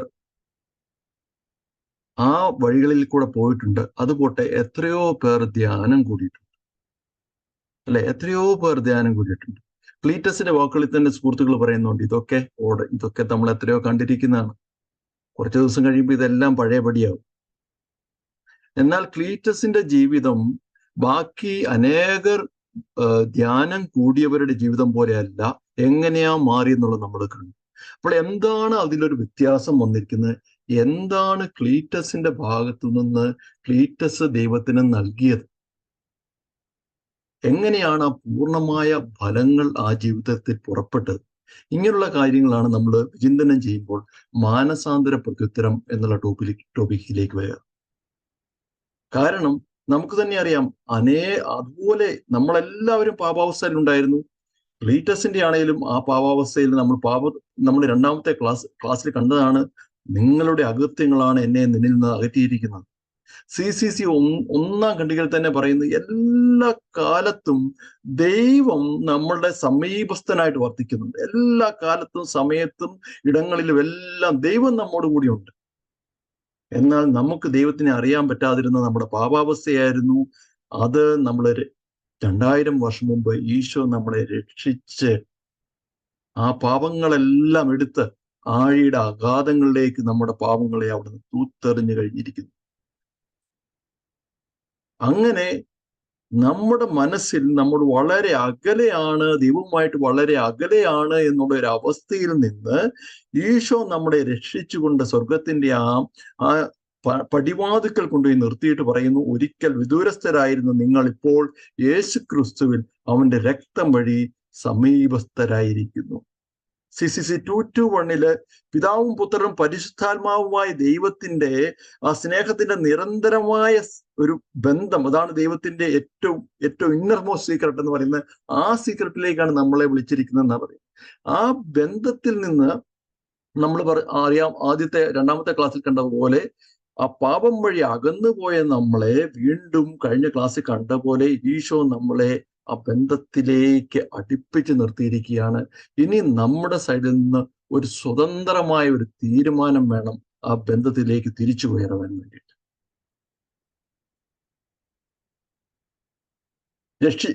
എന്താണ് മാനസാന്തരം? രക്ഷിച്ചവനിലേക്കുള്ള ആഴമായ വിശ്വാസത്തിന്റെയും ഏറ്റുപറച്ചിലിന്റെയും ഉപേക്ഷിക്കലിന്റെയും വിട്ടുകൊടുക്കലിന്റെയും വിശേഷ ആശ്രയ ബോധത്തിന്റെയും പരിണത ഫലമാണ് മാനസാന്തരം. കുറെ വാക്കുകൾ നമ്മൾ പറഞ്ഞു പോകുന്നുണ്ട്. ഇതെല്ലാം കുറച്ചുകൂടെ ഡീറ്റെയിൽ ആയിട്ടുള്ള സ്ലൈഡിൽ നമുക്ക് മുന്നോട്ട് പോകുമ്പോഴത്തേനെ കാണാൻ പറ്റുന്നതാണ്. അപ്പം രക്ഷിച്ചവനുള്ള ആഴമായ വിശ്വാസം, നമ്മൾ കഴിഞ്ഞ ക്ലാസ്സിൽ കണ്ടപോലെ യേശു ക്രിസ്തു എന്നെ രക്ഷിച്ചു കഴിഞ്ഞു, അവൻ ദൈവമാണ്, അവൻ ദൈവത്തിന്റെ പുത്രനായി എന്നെ ഭൂമിയിൽ വന്ന് രക്ഷിച്ചു കഴിഞ്ഞാണ്, ഇനി അവനിലൂടെ മാത്രമാണ് എൻ്റെ രക്ഷ എന്ന് പറയുന്നു. എൻ്റെ പാപങ്ങളെ കുറിച്ച് ഞാൻ ഏറ്റുപറയുന്നു, അവനെ എൻ്റെ നാഥനും കർത്താവുമായിട്ട് ഏറ്റുപറയുന്നു. അങ്ങനെ വരുമ്പോൾ ക്ലീറ്റസ് പറഞ്ഞ പോലെ കുറെ കാര്യങ്ങൾ നമ്മൾ ഉപേക്ഷിക്കുന്നു. കാരണം എനിക്ക് യേശു മതി, അതാണ് എൻ്റെ നമ്പർ 1.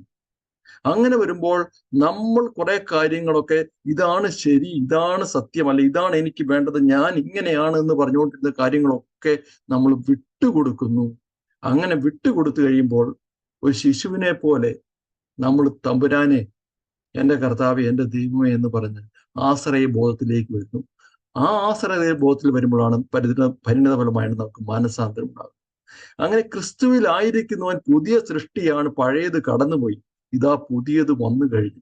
നമ്മൾ ആ സാക്ഷ്യത്തിൽ കണ്ടതാണല്ലേ, ഒരു പുതിയ സൃഷ്ടിയാകാണ് വ്യക്തി.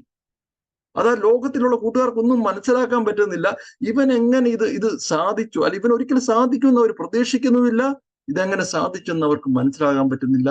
പക്ഷെ ക്രിസ്തുവിലായിരിക്കുന്നവൻ ഒരു പുതിയ സൃഷ്ടിയായിരിക്കുന്നു.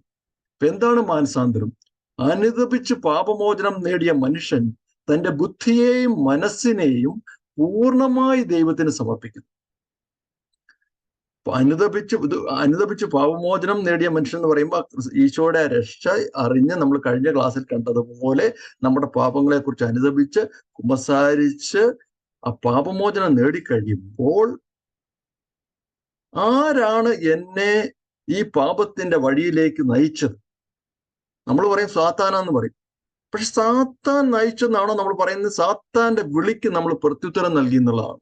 ശരിക്കും ഒരു സ്വതന്ത്രമായ തീരുമാനമാണ് നമ്മൾ എടുത്തത്. പ്രലോഭകൻ പ്രലോഭിപ്പിക്കുക മാത്രമേ ചെയ്യുന്നുള്ളൂ. അവൻ കുറെ നുണ പറയുന്നേ ഉള്ളൂ. പക്ഷെ ഞാനാണ് എൻ്റെ ബുദ്ധിയും എൻ്റെ മനസ്സും ഉപയോഗിച്ചുകൊണ്ട് ഞാൻ ആ വഴിക്ക് പോയത്. അപ്പൊ എനിക്ക് മനസ്സിലായി, ഈ ബുദ്ധിയും മനസ്സും ഞാൻ എൻ്റെ രീതിയിൽ കൺട്രോൾ ചെയ്തുകൊണ്ട് നിന്ന് കഴിഞ്ഞാൽ ഞാൻ വീണ്ടും എനിക്ക് സത്യങ്ങൾ തിരിച്ചറിയാൻ പറ്റുന്നില്ല.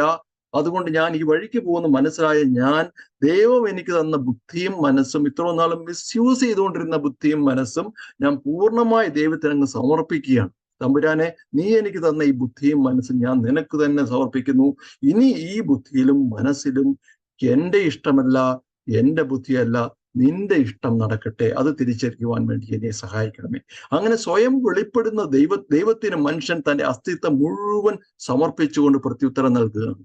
നമ്മൾക്ക് അങ്ങനെ ഈ മാനസാന്തരത്തെ വഴിയിലേക്ക് നമ്മൾ മനസ്സിലാക്കുന്നുണ്ട്, ദൈവം സ്നേഹമാണ്.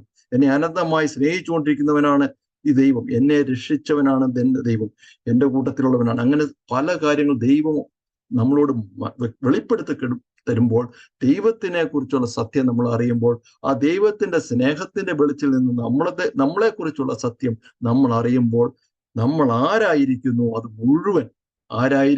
മുഴുവൻ എന്ന് പറയാൻ നമ്മുടെ പാപങ്ങളാകാം, പുണ്യങ്ങളാകാം, എല്ലാ കാര്യം നമ്മളെക്കുറിച്ച് നമ്മൾ ചിന്തിക്കുന്നതാകാം, നമ്മളെക്കുറിച്ച് നമ്മൾ അറിവില്ലാത്ത കാര്യങ്ങളാകാം, എല്ലാം നമ്മൾ ദൈവത്തിന് സമർപ്പിച്ചുകൊണ്ട് പ്രത്യുത്തരം നൽകുകയാണ്.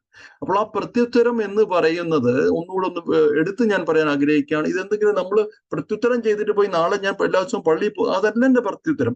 എൻ്റെ പ്രത്യുത്തരം തുടങ്ങുന്നത് എൻ്റെ സമർപ്പണമാണ്. അതായത് എൻ്റെ വിട്ടുകൊടുക്കലാണ്. ഞാൻ എൻ്റെ കൈകൾ തുറന്നുകൊണ്ട് എൻ്റെ രക്ഷകനും നാഥനുമായി ഈശോയോട് പറയുന്നു, Jesus, you are my everything. ഇത്രയും നാൾ എനിക്ക് പല നമ്പർ വണ്ണുകൾ ഉണ്ടായിരുന്നു. എൻ്റെ ഫാമിലി ആയിരുന്നു എൻ്റെ നമ്പർ 1, എൻ്റെ ജോലിയായിരുന്നു എൻ്റെ നമ്പർ 1, എൻ്റെ കൂട്ടുകാരായിരുന്നു നമ്പർ 1, അല്ലെങ്കിൽ സന്തോഷമായിരുന്നു എൻ്റെ നമ്പർ 1, കുറെ പണം ഉണ്ടാക്കണം എന്നുള്ള എൻ്റെ ആഗ്രഹമായിരുന്നു, അല്ലെങ്കിൽ പണമായിരുന്നു നമ്പർ 1. അപ്പോൾ ഇതൊന്നും അല്ലെന്ന് എനിക്ക് മനസ്സിലാകുന്നു. Now you are my number 1. അപ്പൊ നമ്മൾ ചിന്തിക്കും, ഓ ഇതൊരു നഷ്ടക്കച്ചവടമാ. അങ്ങനെയാണല്ലോ സാധാരണഗതിയിൽ ചിന്തിക്കും, ഇതൊരു നഷ്ടക്കച്ചവടമാ അല്ലേ. ഇത്രയും നാൾ നമ്മുടെ വീട് ഉപേക്ഷിക്കണം, അത് ഉപേക്ഷിക്കണം, ഇത് ഉപേക്ഷിക്കണം, ഇത് നഷ്ടക്കച്ചവടമാണ്. ഇതെനിക്കിപ്പോ തൽക്കാലം. പക്ഷെ ഈശോ എന്താണ് പറയുന്നത്? എൻ്റെ നാമത്തെ പ്രതി ഭവനത്തെയോ സഹോദരന്മാരെയോ സഹോദരികളെയോ പിതാവിനെയോ മാതാവിനെയോ മക്കളെയോ വയലുകളെയോ പരിത്യജിക്കുന്ന ഏതൊരുവനും 100 ഇരട്ടി ലഭിക്കും, അവൻ നിത്യജീവൻ അവകാശമാക്കുകയും ചെയ്യും. എൻ്റെ ഒരു മെന്റർ പറഞ്ഞാൽ ഇപ്പോഴും ഞാൻ ഓർക്കുന്നു, സ്വർഗരാജ്യത്തിൽ അല്ലെങ്കിൽ ഈ ലോകത്തിൽ തന്നെ ഒരൊറ്റ സാക്രിഫൈസേ ഉണ്ടായിട്ടു. കുരിശിലേക്ക് കാണിച്ചുകൊണ്ട് അദ്ദേഹം പറഞ്ഞു, കുരിശിലെ സാക്രിഫൈസ് മാത്രം, ബാക്കിയുള്ള എല്ലാം investment. Everything is an investment. അപ്പൊ അത് തന്നെയാണ് ഈശോയുടെ ഈ വാക്കുകളിൽ പറയുന്നത്. നിങ്ങൾ എന്ത് നഷ്ടപ്പെടുത്തിയാലും നിങ്ങൾക്കൊരു നഷ്ടമാകാൻ പോകുന്നില്ല, നിങ്ങൾക്ക് 100 ഇരട്ടി ലഭിക്കും. അത് ഈ ജീവിതത്തിലാണെങ്കിലും വരാനിരിക്കുന്ന ജീവിതത്തിലാണെങ്കിലും നമുക്ക് 100 ഇരട്ടി ലഭിക്കും. ഇപ്പൊ ഇതിനകത്ത് ദശാംശം കൊടുക്കുന്ന ആ കൃപ കിട്ടിയ ആൾക്കാർ, ഞാൻ നേരത്തെ ദശാംശം കൊടുക്കുന്ന വിട്ടുകൊടുക്കുന്നതായിട്ടാണ് ഞാൻ നേരത്തെ ചിന്തിച്ചുകൊണ്ടിരുന്നത്. പിന്നീട് എനിക്ക് മനസ്സിലായി, നമ്മുടെ സാമ്പത്തിക മേഖലയെ മുഴുവൻ ദൈവം അനുഗ്രഹിക്കാൻ വേണ്ടിയിട്ടുള്ള ഒരു കൃപയാണ് ഈ ദശാംശം. ഒരു കൊട്ടയായിട്ട് വരികയാണ്. ആ കൊട്ട എടുക്കുമ്പോൾ ചെറിയൊരു പെയിൻ ഉണ്ട്, പക്ഷെ കൊട്ടയ്ക്കകത്ത് മുഴുവൻ ബ്ലെസ്സിങ് ആണ്.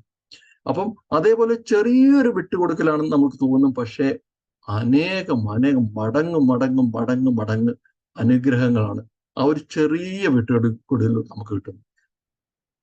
ഇനി സമർപ്പണത്തിനെ കുറിച്ച് മുന്നോട്ട് നമ്മൾ കാണുമ്പോൾ ഒരു 7 ആൾക്കാരുടെ സമർപ്പണത്തിനെ കുറിച്ച് പെട്ടെന്ന് നമുക്കത് കണ്ടുപോകാം. ആദ്യമായിട്ട് തന്നെ നമ്മുടെ പരിശുദ്ധ അമ്മയുടെ സമർപ്പണം. ഇവിടെ നമ്മൾ ശ്രദ്ധിക്കേണ്ട ഒരു കാര്യം, പരിശുദ്ധ അമ്മ എന്ന് പറയുന്നത് ഏറ്റവും വിശുദ്ധയായ സ്ത്രീയാണ് അല്ലെ. അപ്പൊ നമ്മൾ ആ വിശുദ്ധിയുടെ മാർഗത്തിൽ നിന്നാണ് നമ്മൾ വരുന്നെങ്കിലും അവിടെ സമർപ്പണത്തിന്റെ ആവശ്യം ഞാൻ വളരെ പാവമൊന്നും ചെയ്യാതെ വിശുദ്ധിയിൽ ജീവിക്കുന്നവനാണ്, എനിക്ക് സമർപ്പണത്തിന്റെ ആവശ്യമൊന്നും. അങ്ങനെയല്ല. പരിശുദ്ധ അമ്മയിലേക്ക് നോക്കൂ. ഇതാ കർത്താവിന്റെ ദാസി, നിന്റെ വചനം എന്നിൽ നിറവേറട്ടെ എന്ന് പറഞ്ഞ് അമ്മ സമർപ്പിക്കുന്നത്. അമ്മയുടെ പ്രാർത്ഥന എന്തായിരുന്നു? Life of Mary as seen by the mystics എന്നുള്ള ബുക്കിൽ അതിനകത്ത് കുറെ അമ്മയുടെ കാര്യങ്ങളെ കുറിച്ച് അമ്മ വെളിപ്പെടുത്തി പറയുന്നുണ്ട്. അതിനകത്ത് പറഞ്ഞ ഒരു കാര്യമാണ്, അമ്മയുടെ ഏക പ്രാർത്ഥന എന്ന് പറഞ്ഞു കഴിഞ്ഞാല് ആ ദൈവത്തിന് മിശിഹായുടെ അമ്മയുടെ ഒരു ദാസിയായിട്ട് എന്നെ മാറ്റണം. മിശിഹായുടെ അമ്മയാകാനുള്ള ഒരു ഇത് എനിക്കില്ല, കാരണം അത്രയും എളിമയാണ് അമ്മ ഇരിക്കുന്നത്. അപ്പൊ എനിക്ക് അങ്ങനത്തെ യാതൊരു കഴിവില്ല. നമ്മ പറയുന്നു ആ ദാസിയായിട്ട് എന്നെ മാറ്റണമേ എന്ന് മാത്രമായിരുന്നു അമ്മയുടെ പ്രാർത്ഥന. അതേപോലെ തന്നെ ഞാൻ ഒരിക്കലും പുരുഷനെ അറിയുകയല്ലെന്ന് അമ്മ തീരുമാനിച്ചു. ഇങ്ങനെ ഇരിക്കുന്ന അമ്മയുടെ അടുത്തേക്കാണ് ഇതുപോലെ ചലഞ്ചുമായിട്ട് വരുന്നത്, നീ ഗർഭം ധരിച്ചൊരു പുത്രനെ പ്രസവിക്കും എന്നുള്ളത്. ടോട്ടൽ ഒരു പ്രോബ്ലമാണ്. നമുക്ക് ഇതിനെക്കുറിച്ച് വിചിന്തനം ചെയ്തൊരു കാര്യമാണ്. വലിയൊരു പ്രോബ്ലത്തിന് മുന്നിൽ നിൽക്കുമ്പോൾ അമ്മ എന്താ പറയുന്നത്? ഇതാ കർത്താവിന്റെ ദാസി, നിന്റെ വാക്ക് എന്നിൽ നിറവേറട്ടെ. ഇനി അതേപോലെ നമുക്ക് സമർപ്പിക്കാൻ പറ്റാത്ത ഒരു ഏറിയാണ് നമ്മുടെ ജോലി മേഖലകൾ. ഇവിടെ ശിമയോന്റെ അന്ത്രയോസിന്റെ കാര്യത്തിൽ യേശു അവരോട് പറഞ്ഞു, എന്നെ അനുഗമിക്കുവിൻ, ഞാൻ നിങ്ങളെ മനുഷ്യരെ പിടിക്കുന്നവരാക്കും. ഉടനെ വലയും ഉപേക്ഷിച്ച് അവർ അവനെ അനുഗമിച്ചു. അവരുടെ ജീവിതമാർഗം, മുക്കുവന്മാരാണ്, അവർ ഏക ജീവിത മാർഗം ഉപയോഗിച്ചുകൊണ്ടാണ് അവരെ അനുഗമിക്കുന്നത്. ആ സമർപ്പണത്തിൽ നിന്ന് അവരെന്താണ് നേടിയെന്ന് നമുക്കറിയാം. ഇനി ലേവിയുടെ മത്തായിയുടെ സുവിശേഷത്തിനകത്ത്, മത്തായിക്ക് എന്ന് പറഞ്ഞാൽ ഒരു സൈഡില് നല്ല ഇഷ്ടം പോലെ കാശ് കാര്യങ്ങളെല്ലാം, മറു സൈഡില് അവന്റെ ബലഹീനത എന്ന് പറയുന്നത് അവന്റെ സ്വന്തം യഹൂദ മതത്തിലെ യഹൂദ ജാതിയില് അവനെ വളരെയധികം മോശമായിട്ട് കാണുന്നു. ആ വഴിക്കൊരു മടക്കയാത്രയില്ല എന്ന് പറഞ്ഞിരിക്കുന്ന സമയത്താണ് ഈശോ എന്ന് പറയുന്ന യഹൂദന്മാരായ ശിഷ്യന്മാരോട് പറയുന്നത്, നീ എൻ്റെ കൂടത്തിന് വരിക. അവനെല്ലാം ഉപേക്ഷിച്ച് എഴുന്നേറ്റ് അവനെ അനുഗമിക്കുകയാണ്. അവിടെ അവന്റെ സമ്പത്ത് അവൻ ഉപേക്ഷിക്കുന്നു, അവന്റെ കുറവുകളെ കുറിച്ചുള്ള ചിന്തകളെല്ലാം ഉപേക്ഷിക്കുന്നു. ഇനി സമരിയക്കാരിയുടെ സ്ത്രീയാണെന്നുണ്ടെങ്കിലും ആ എൻകൗണ്ടറിൽ ആ സ്ത്രീ ആകട്ടെ കുടം അവിടെ വെച്ചിട്ട്, പഴയ പാപങ്ങളെല്ലാം അവിടെ വെച്ചിട്ട് പട്ടണത്തിലേക്ക് പോയി. ഇന്ന് വരെ ഈ പട്ടണത്തിലുള്ള ആൾക്കാരെ അവൾക്ക് കാണാൻ യാതൊരു താല്പര്യമില്ല. അതുകൊണ്ടാണ് ബാക്കിയുള്ളവരാരും വരാത്ത സമയം നട്ടുച്ചയ്ക്ക് മാത്രം വെള്ളം കോരാൻ വരുന്നത്. എന്നാൽ അവരോട് പോയി, ഞാൻ ചെയ്ത കാര്യങ്ങളെല്ലാം എന്നോട് പറഞ്ഞു, ഒരു മനുഷ്യനെ നിങ്ങൾ വന്നു കാണുവിൻ എന്ന് പറഞ്ഞ് സമ്പൂർണമായി തൻ്റെ ജീവിതം ക്രിസ്തുവിന് വേണ്ടി സമർപ്പിക്കുക. ഇനി നമുക്ക് സ്വന്തമായിട്ട് അറിയാവുന്ന നമ്മുടെ തോമാസ് ലീഹായുടെ അവിശ്വാസത്തിന്റെ ഒരു മേഖലയെ കുറിച്ച് നമ്മൾ പറഞ്ഞു. പക്ഷേ ശരിക്കും അവിടെ സംഭവിക്കുന്നത് തോമാസ് ലീഹായുടെ ഒരു സമർപ്പണം കഴിയുമ്പോൾ ഏറ്റവും വലിയ ഒരു വിശ്വാസത്തിന്റെ പ്രഖ്യാപനം, എൻ്റെ കർത്താവേ, എൻ്റെ ദൈവമേ എന്ന് പറഞ്ഞ് ഈശോയെ തൻ്റെ കർത്താവും ദൈവവുമായിട്ട് ആദ്യമായി സ്വീകരിക്കുന്നതാണ് നമ്മുടെ തോമാസ് ലീഹ. ഇതേപോലെ ഞാൻ പള്ളിയിൽ ഞാൻ കാറ്റഗിസം പഠിപ്പിക്കുന്നുണ്ട്, യൂക്രിസ്റ്റ് ആണ്, അല്ലെങ്കിൽ ഞാൻ ഈ മിഷൻ എല്ലാം അടിപൊളിയായിട്ടിരിക്കുന്നതാണ് എന്ന് വിചാരിക്കുന്ന ഒരു മനുഷ്യൻ, അല്ലെങ്കിൽ എൻ്റെ ഇപ്പോൾ അറിയാവുന്ന മതത്തില് ഏറ്റവും നന്നായിരിക്കുന്ന സാവൂള്, എന്നാൽ യേശുവുമായിട്ട് ജീവിക്കുന്ന യേശു ക്രിസ്തുവുമായിട്ടുള്ള ഒരു എൻകൗണ്ടർ ഉണ്ടാകുമ്പോൾ, ഒരു കണ്ടുമുട്ടൽ ഉണ്ടാകുമ്പോൾ അവൻ നിലംപതിച്ചു. അവൻ എവിടായിരുന്നോ അവന്റെ അവസ്ഥയിൽ നിന്ന് അവൻ നിലത്ത് വീണ് ഒരു സ്വരം തന്നോട് ഇങ്ങനെ ചോദിക്കുന്നത് കേട്ടു, സാവൂൾ സാവൂൾ, നീ എന്തിനെന്നെ പീഡിപ്പിക്കുന്നു? അവൻ ചോദിച്ചു, കർത്താവേ, അങ്ങ് ആരാണ്? അപ്പോൾ ഇങ്ങനെ മറുപടി ഉണ്ടായി, നീ പീഡിപ്പിക്കുന്ന യേശുവാണ് ഞാൻ. ആ യേശുവുമായിട്ടുള്ള ഒരു കണ്ടുമുട്ടലിൽ അവിടെ സാവൂൾ പൂർണ്ണമായ ഒരു സമർപ്പണം നടത്തുകയും അതുവഴി സാവൂൾ പൗലോസ് ആകുകയും, പൗലോസിന്റെ പിന്നീട് എന്താ സംഭവിച്ചത്? ആ പൗലോസിന് നമ്മുടെ ജീവിതങ്ങളെ എങ്ങനെ ഇപ്പോൾ നിരന്തരം തന്റെ ലേഖനങ്ങളിൽ കൂടെ പരിശുദ്ധാത്മാവിൽ പ്രചോദിപ്പിക്കുന്നു എന്ന് നമുക്കറിയാം. ഇനി നമ്മൾക്ക് സമ്പൂർണ്ണ സമർപ്പണത്തിലേക്ക് കാണുമ്പോൾ നമ്മൾക്ക് എന്തെങ്കിലും ക്രെഡിറ്റുകൾ എല്ലാം കഴിഞ്ഞ് ഏറ്റവും പാപത്തിന്റെ ഏറ്റവും അങ്ങേ അവസ്ഥയിൽ നിന്ന പാപിനിയായ സ്ത്രീ, നിന്റെ വിശ്വാസം നിന്നെ രക്ഷിച്ചിരിക്കുന്നു, സമാധാനത്തോടെ പോവുക, ഫലവോ ഹൃദയ സമാധാനവും സ്വാതന്ത്ര്യം. അപ്പോൾ സുഹൃത്തുക്കളെ, ഈ ആൾക്കാരുടെ എല്ലാം സമർപ്പണത്തിൽ നമ്മൾ പലപ്പോഴും ഇങ്ങനെ ത്രാസയിൽ കൂട്ടി നോക്കുമ്പോൾ അവർക്ക് അങ്ങനെ ഇതിങ്ങനെ കിട്ടി, അല്ലെങ്കിൽ പക്ഷെ നമ്മൾ ഈ സമർപ്പണത്തിന്റെ മേഖല കാണുമ്പോൾ ഒരു വാതിലൂടെ കാണണം എന്ന് ഞാൻ നിങ്ങളോട് അഭ്യർത്ഥിക്കുകയാണ്. അതായത് നമ്മുടെ ജീവിതം, അത് കഴിഞ്ഞ് മരണത്തിന്റെ ഒരു വാതിൽ, ആ വാതിലൂടെ നമ്മൾ ശുദ്ധീകരണ സ്ഥലത്തിലൂടെ ആകാം, അല്ലെങ്കിൽ നേരെ സ്വർഗരാജ്യത്തിലേക്ക് കടന്നു പോകുന്നു. ഈ എൻ്റയർ പിക്ചർ കണ്ടുകൊണ്ട് വേണം നമ്മൾ സമർപ്പണത്തിന്റെ ഒരു റിസൾട്ട് നമ്മുടെ ജീവിതത്തിൽ കാണുവാൻ വേണ്ടിയിട്ട്. ഇപ്പൊ പരിശുദ്ധ അമ്മയുടെ കാര്യം ഒന്ന് ആലോചിച്ച് നോക്കി. പരിശുദ്ധ അമ്മയുടെ ആ ജീവിതം കൊണ്ട് അത് കഴിഞ്ഞ് ആ മരണത്തിന്റെ അല്ലെങ്കിൽ സ്വർഗാരോഹണ വാതിലിൽ കൂടെ കടന്നു പോയിക്കുമ്പോൾ ഇന്ന് അമ്മ ഇരിക്കുന്നതാണ് ഭൂമിയുടെയും സ്വർഗത്തിന്റെ രാജ്ഞിയായിട്ട് അമ്മ നമ്മുടെ കൂട്ടത്തിൽ ഇരിക്കുകയാണ്. എന്തൊരു പൊസിഷനിലാണ് ഇരിക്കുന്നത്. അന്ത്രയോസിനോടൊക്കെ അന്ത്രയോസിനോട് നമ്മൾ പ്രാർത്ഥിക്കുന്നുണ്ട്, സാവൂലിനോട് നമ്മൾ പ്രാർത്ഥിക്കുന്നുണ്ട്, ഇവരൊക്കെ ഇരിക്കുന്ന ആ പൊസിഷൻ. അപ്പൊ ഈ മൊത്തത്തിൽ നമ്മൾ കണ്ടിട്ടായിരിക്കണം നമ്മുടെ സമർപ്പണത്തിന്റെ ഒരു റിസൾട്ടിനെ കുറിച്ച് ചിന്തിക്കുവാൻ വേണ്ടിയിട്ട്. ഇനി നമ്മുടെ സമർപ്പണത്തില് നമ്മുടെ ധന്യതകൾ, പോസിറ്റീവായിട്ടുള്ള ധന്യതകൾ കൊടുക്കുക, നമ്മളെ നേട്ടങ്ങൾ കൊടുക്കുക, അനുഗ്രഹങ്ങൾ കൊടുക്കുക, ബന്ധങ്ങൾ കൊടുക്കുക, സമ്പത്ത് കൊടുക്കുക. ഇത് മുമ്പേ നമ്മള് അനുചേച്ചിയൊക്കെ പറഞ്ഞു. ഞാൻ എൻ്റെ കാര്യത്തിൽ ഞാൻ പറയാം, നമുക്ക് കാര്യങ്ങളൊക്കെ നല്ലതുപോലെ പോകുമ്പോഴത്തേക്ക് ഞങ്ങള് മെജുഗോരിയിലേക്ക് ഒരു ട്രിപ്പ്, അമ്മ അറിയാലോ, നിങ്ങൾക്കറിയാമല്ലോ, ബോസ്നിയ ഹെർസഗോവിനയില് കഴിഞ്ഞ 40 വർഷമായിട്ട് എല്ലാ ദിവസവും 6 പേർക്ക് പ്രത്യക്ഷപ്പെടുന്ന ഒരു സ്ഥലമാണ് മെജുഗോരി എന്നത്. അപ്പൊ ഈ അമ്മ പ്രത്യക്ഷപ്പെടുന്നു. അപ്പൊ ആ മെജുഗോരിയിലേക്ക് ഞങ്ങൾ ഒക്ടോബറിൽ ഫാമിലി ആയിട്ട് പോയി. എനിക്കൊരു ഭയങ്കര താല്പര്യം ഉണ്ടായപ്പോൾ ഞങ്ങൾ ജീസസ് യൂത്തുകാരെല്ലാം കൂടെ ഒരു 9 ഫാമിലി 38 പേര് ഒരുമിച്ച് ഈ ഏപ്രിലിൽ പോയി. അപ്പൊ ഈ പിൽഗ്രിമേജ് യാത്ര ഞാൻ കണ്ട ഒരു കാര്യം, നമുക്ക് എന്തെങ്കിലും എല്ലാ കാര്യങ്ങളും നന്നായിട്ട് പോകുമ്പോൾ നമ്മൾ ഹാപ്പി അടിച്ച് കൈയടിച്ചു പോകും. എപ്പോഴാണോ ഒരു ബുദ്ധിമുട്ടുണ്ടാകുന്നത് ആ സമയത്ത് മാത്രമേ തമ്പുരാനെ വിളിക്കൂ. അത് കഴിഞ്ഞ് കുറെ നേരം കഴിഞ്ഞപ്പോൾ എനിക്ക് മനസ്സിലായി this is A pilgrimage. Pilgrimage എന്ന് പറയുന്നത് പൂർണ്ണമായ സമർപ്പണം, പൂർണ്ണമായ കൊന്തയിലായിരിക്കണം.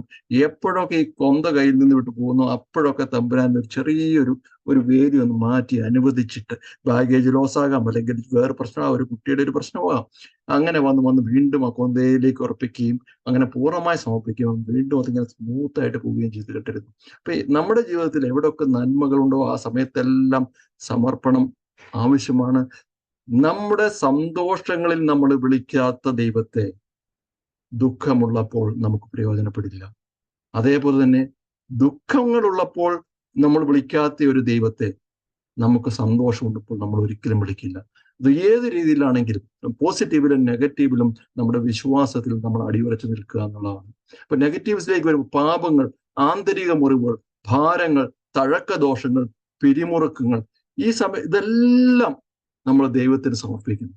എൻ്റെ കാര്യത്തിൽ ഞാൻ ചെറുപ്പത്തിൽ ഒരു 7ാം ക്ലാസ്സിൽ പഠിക്കുമ്പോൾ ഒരു അബ്യൂസ് ഉണ്ടായ വ്യക്തിയാണ് ഞാൻ. പിന്നീട് എനിക്ക് മനസ്സിലായി ഇതൊക്കെ വളരെ കോമൺ ഒരു ഈ ലോകത്തിന്റെ ഒരു ഭാവാവസ്ഥയിലുള്ള വളരെ കോമൺ ആയിട്ടുള്ള സംഭവമാണ്. അപ്പൊ അങ്ങനെ ഒരു സാറ് വഴി ഒരു അബ്യൂസ് ഉണ്ടായി. എനിക്കത് ഒത്തിരി നാളിങ്ങനെ ഒരു മുറിവായിട്ട്, പിന്നെ ഞാൻ ഇവിടെ ഇതിലേക്ക് വന്നപ്പോഴത്തേക്കിന് നമ്മുടെ ഈശോയെ കണ്ടുമുട്ടി ഇങ്ങനെ സ്ഥിരം ക്ഷമിച്ച് നോക്കിയാ വിചാരിച്ചു. മിസ്സിയോടെ കോഴ്സും എല്ലാം കഴിഞ്ഞ് ഇതിനെക്കുറിച്ച് കാര്യങ്ങളൊക്കെ ഒന്ന് ക്ലിയർ ആയിട്ട് ഇങ്ങനെ ഇരിക്കുമ്പോൾ ഒരു ദിവസം വീണ്ടും ഇത് വന്നു. എനിക്ക് ആകെ ശരിക്കും പറയണം, മലയാളത്തിൽ പറഞ്ഞ കുരുപൊട്ടി. എത്ര നാളാ. അപ്പൊ ഞാൻ ഇങ്ങനെ പ്രാർത്ഥന ഇരുന്നിട്ട് ഞാൻ തമ്പുരാനോട് ചോദിച്ചു, വേർ വെർ യു? ഇത് നടക്കുമ്പോൾ നീ എവിടായിരുന്നു? ശരിക്കും വേദനയോട് ഞാൻ ചോദിച്ചു കേട്ടോ, നീ എവിടായിരുന്നു? ക്ഷമിച്ചു അത് ഇതൊക്കെ പറയാം, നീ എവിടായിരുന്നു? അപ്പോൾ എന്നെ തമ്പുരാൻ കാണിക്കുന്നത് ഈ മുറിയിൽ 2 പേർ മാത്രമല്ല, 3ാമത് ഒരാൾ ആ ഭിത്തിയിൽ കുരിശിൽ മരിച്ചു കൊണ്ടിരിക്കുന്നു. എൻ്റെ പാപത്തിനും എൻ്റെ കൂട്ടത്തിലുള്ള ആളുടെ പാപത്തിനും വേണ്ടി കുരിശിൽ മരിച്ചുകൊണ്ടിരിക്കുന്ന ഒരു വ്യക്തിയാണ് ഞാൻ കണ്ടത്. അന്ന് എനിക്ക് മനസ്സിലായി, എൻ്റെ തമ്പുരാൻ എല്ലാ മുറിവുകൾക്കും, എൻ്റെ ആന്തരിക മുറിവുകൾക്കും കുരിശിൽ മരിച്ച് എന്നെ രക്ഷിച്ചു കഴിഞ്ഞാണ്. ഇത് മിസ്സിയോയുടെ എനിക്ക് ഈ നമ്മുടെ ഈ സത്യങ്ങളെല്ലാം വളരെ ക്ലിയർ ആയിട്ട് മനസ്സിലായി. പ്രത്യേകിച്ച് താമസിച്ചുള്ള ആ ധ്യാനം കൂടി കഴിഞ്ഞപ്പോഴാണ്, പരിശുദ്ധാത്മാവിന്റെ അഭിഷേകത്തോട് കിട്ടിയപ്പോഴാണ് എനിക്കൊരു ബോധ്യത്തിലേക്ക് വന്നു. അങ്ങനെ വന്നപ്പോൾ ഇങ്ങനത്തെ കാര്യങ്ങളൊക്കെ തമ്പുരാൻ കാണിക്കുന്നു. ഇത് കുരിശിൽ മരിച്ച് രക്ഷിച്ചു കഴിഞ്ഞാണല്ലോ, പിന്നെ നമ്മളൊന്ന് സമർപ്പിച്ച് ആ രക്ഷ മേടിച്ചു കഴിഞ്ഞാൽ മതി. അങ്ങനെയുള്ള ആന്തരിക മുറിവുകളെല്ലാം നമ്മൾ സമർപ്പിക്കുമ്പോൾ നമുക്കതിന്റെ ഹീലിംഗ് ലഭിക്കും. നമ്മുടെ ജീവിത ഭാരങ്ങൾ, തഴക്കദോഷങ്ങളെല്ലാം അങ്ങനെ ഒരു സമ്പൂർണ്ണ സമർപ്പണം നടക്കുമ്പോൾ എന്താണ് സംഭവിക്കുക? നമുക്ക് അപ്പോസ്തല പ്രവർത്തനത്തിൽ കാണുന്ന പോലെ അവരുടെ ഇടയിൽ ദാരിദ്ര്യം അനുഭവിക്കുന്നവർ ആരും ഉണ്ടായിരുന്നില്ല. കാരണം പറമ്പും വീടും സ്വന്തമായിട്ട് ഉണ്ടായിരുന്നവയെല്ലാം അവയെ അത്രയും വിറ്റുകിട്ടിയ അപ്പോസ്തലന്മാരുടെ കാൽക്കൽ അർപ്പിച്ചു. അപ്പോൾ നമ്മൾ സമ്പൂർണ്ണ സമർപ്പണം നടക്കുമ്പോൾ പിന്നെ നമുക്ക് ദാരിദ്ര്യം, അല്ലെങ്കിൽ തിരിച്ചു പറഞ്ഞു കഴിഞ്ഞാൽ ആത്മാവിൽ മാത്രം ഒരു ദാരിദ്ര്യം, ആത്മാവിൽ ദരിദ്ര ഭാഗ്യവാന്മാർ. എന്താണ് നമ്മൾ പറയുന്നു? ഇതെല്ലാം എനിക്ക് കിട്ടിയതെല്ലാം ദൈവത്തിൻ്റെതാണ്, ഇനി കിട്ടാൻ പോകുന്നതെല്ലാം ദൈവത്തിൻ്റെതാണ്, എല്ലാം ദൈവത്തിൻ്റെതാണ്, ദൈവമാണ് എൻ്റെ സമ്പത്ത്, എനിക്കൊന്നുമില്ല എന്ന് ഞാൻ ആത്മാവിൽ ദാരിദ്ര്യം അനുഭവിക്കുമ്പോൾ എനിക്ക് സ്വഗ്രാജ്യം അനുഭവിക്കാൻ പറ്റുന്നു. ഇനി സമ്പൂർണ്ണ സമർപ്പണത്തിലേക്ക് നമ്മൾ എപ്പോഴും ഒരു മാതൃക, സമ്പൂർണ്ണ സമർപ്പണത്തിന്റെ മാതൃക നമ്മുടെ തമ്പുരാനായ യേശു ക്രിസ്തു തന്നെയാണ്, അല്ലെ? ആ പിതാവിന്റെ ഇഷ്ടമനുസരിച്ച്, പിതാവിന്റെ അനന്തമായ സ്നേഹം കാരണം ലോകത്തേക്ക് വരുന്നു. ഈശോയ്ക്ക് നമ്മുടെ നമ്മോടുള്ള ഇഷ്ടത്തെക്കാൾ ഉപരി പിതാവിന്റെ ഇഷ്ടം, പിതാവ് എന്താണോ പറഞ്ഞ അത് ഞാൻ ചെയ്യും, എൻ്റെ ഇഷ്ടമല്ല എന്നെ അയച്ചെൻ്റെ ഇഷ്ടം എന്ന് പറഞ്ഞ് പൂർണ്ണമായി സമർപ്പിച്ചുകൊണ്ട് ഇപ്പോൾ ക്രിസ്തു തന്നെ മരണം വഴി സ്വന്തം ഭൗതിക ശരീരത്തിൽ നിങ്ങളെ അനുരഞ്ജിപ്പിച്ചിരിക്കുന്നു. അവിടുത്തെ മുൻപിൽ പരിശുദ്ധരും കുറ്റമറ്റവരും നിർമ്മലരുമായി നിങ്ങളെ സമർപ്പിക്കുന്നതിന് വേണ്ടിയാണ് അവൻ ഇപ്രകാരം ചെയ്തത്. അപ്പൊ ഈശോ പൂർണ്ണമായ സമർപ്പണം ചെയ്ത് നമുക്ക് വേണ്ടി നമ്മളെ അനുരഞ്ജിപ്പിച്ച് നമ്മുടെ പാപങ്ങൾക്കെല്ലാം പരിഹാരം ചെയ്തുകൊണ്ട് ഇനി നമ്മളും പൂർണ്ണമായി തമ്പുരാന്റെ മുന്നിൽ സമർപ്പിക്കപ്പെടുവാൻ വേണ്ടിയാണ് ഈശോ ഇത് ചെയ്തിരിക്കുന്നത്. അപ്പോൾ നമ്മുടെ പ്രത്യുത്തരമായിട്ട് ദൈവം ആഗ്രഹിക്കുന്ന നമ്മുടെ പൂർണ്ണമായ സമർപ്പണമാണ്. അതിൽ രൂപാന്തരീകരണം നമ്മുടെ ഉള്ളിലാണ് ആ രൂപാന്തരീകരണം വരുന്നത്. എങ്ങനെയാണ് വരുന്നത്? നിങ്ങൾ ഈ ലോകത്തിന് അനുരൂപരാകരുത്, പ്രത്യുത നിങ്ങളുടെ മനസ്സിന്റെ നവീകരണം വഴി രൂപാന്തരപ്പെടുകയും. മനസ്സിന്റെ നവീകരണം അഥവാ രൂപാന്തരം എങ്ങനെയാണ് പ്രാപിക്കേണ്ടത്?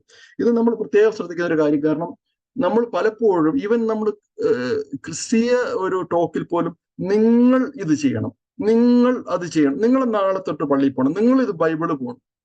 പക്ഷെ എൻ്റെ മനസ്സിലാക്കിയിരിക്കുന്നത് നമ്മൾ കുറച്ചുകൂടെ ആഴമായിട്ട് അതിനെക്കുറിച്ച് ഇത് വിചിന്തനം ചെയ്യുമ്പോൾ ദൈവകൃപയെക്കുറിച്ച് ഇവരൊക്കെ പറഞ്ഞ എക്സാമ്പിൾ വെച്ച് നോക്കിക്കഴിയുമ്പോൾ നമ്മൾ ചെയ്യുകയല്ല വേണ്ടേ, നമ്മൾ ചെയ്യാനുള്ള ശ്രമം അവിടെ നിർത്തി നമുക്ക് ചെയ്യണമെന്നുള്ള ഒരു ആഗ്രഹത്തിൽ തമ്പുരാന് സമർപ്പിക്കുകയാണ് വേണ്ടത്. ഇന്നിപ്പോൾ ക്ലാസ് ഞാൻ ഇങ്ങനെ കേട്ടോണ്ടിരുന്നപ്പോൾ ഞാൻ ചിന്തിക്കുകയായിരുന്നു, രാവിലെ എഴുന്നേറ്റ് പണ്ട് ഞാൻ ചിന്തിച്ചുകൊണ്ടിരുന്ന ഒരിക്കലും എനിക്ക് രാവിലെ എഴുന്നേക്കാൻ പറ്റില്ല എന്നുള്ളതായിരുന്നു. പിന്നീട് എനിക്കുള്ള കൃപ കിട്ടിയിട്ട് തമ്പുരാൻ പറഞ്ഞാണ്, നിന്നെ ചെറുപ്പകാലത്തൊക്കെ മീൻ പിടിക്കാനൊക്കെ നീ എഴുന്നേറ്റ് പോകുമായിരുന്നല്ലോ 3 മണിക്ക് 4 മണിക്ക്, നിനക്ക് ആ കൃപയുള്ള ഒരു വ്യക്തിയാണ് എന്ന് പറഞ്ഞ് ഞാൻ രാവിലെ എഴുന്നേക്കാൻ തുടങ്ങി. ഈ അടുത്ത കാലത്ത് ഞാൻ അത് വീണ്ടും സ്ലോ ആയി. അപ്പോൾ ഞാൻ മനസ്സിലാക്കിയ ഒരു കാര്യം, എന്ന് തലേ ദിവസം തമ്പുരാനോട് നാളെ എത്ര മണിക്ക് എഴുന്നേക്കണ്ടേ, ഇമ്പോസിബിൾ ടൈം ആയിരിക്കും ചിലപ്പോൾ പറയുന്നത് 4:30, 12 മണിക്ക് കിടക്കുന്ന 4:30 എന്ന് പറഞ്ഞാൽ നടക്കുക. 4:30 എന്ന് പറഞ്ഞ അലാം സെറ്റ് ചെയ്ത് കറക്റ്റായിട്ട് എഴുന്നേറ്റിരിക്കും, പ്രാർത്ഥിച്ചിരിക്കും.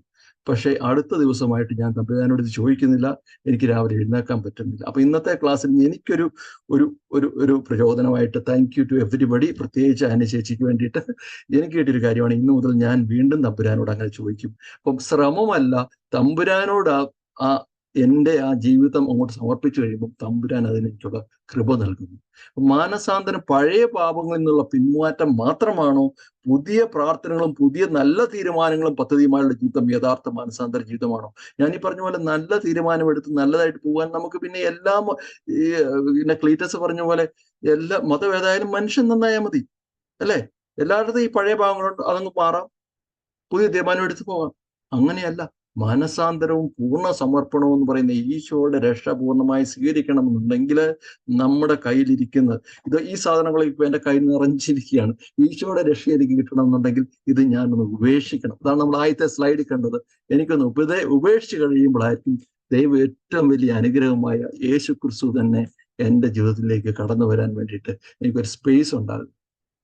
അപ്പൊ എന്താണ് യഥാർത്ഥ മാനസാന്തരം? സ്വന്തം രക്തം കൊടുത്ത് നമ്മെ വിലയ്ക്ക് വാങ്ങിയ യേശുവിനെ നമ്മുടെ ജീവിതത്തിന്റെ ഉടമസ്ഥനായി മനസ്സിലാക്കി അവന് നമ്മെ തന്നെ പൂർണ്ണമായി സമർപ്പിക്കലാണ് യഥാർത്ഥ മാനസാന്തരം. അതാണ് ഞാൻ ഇപ്പോൾ പറഞ്ഞത്.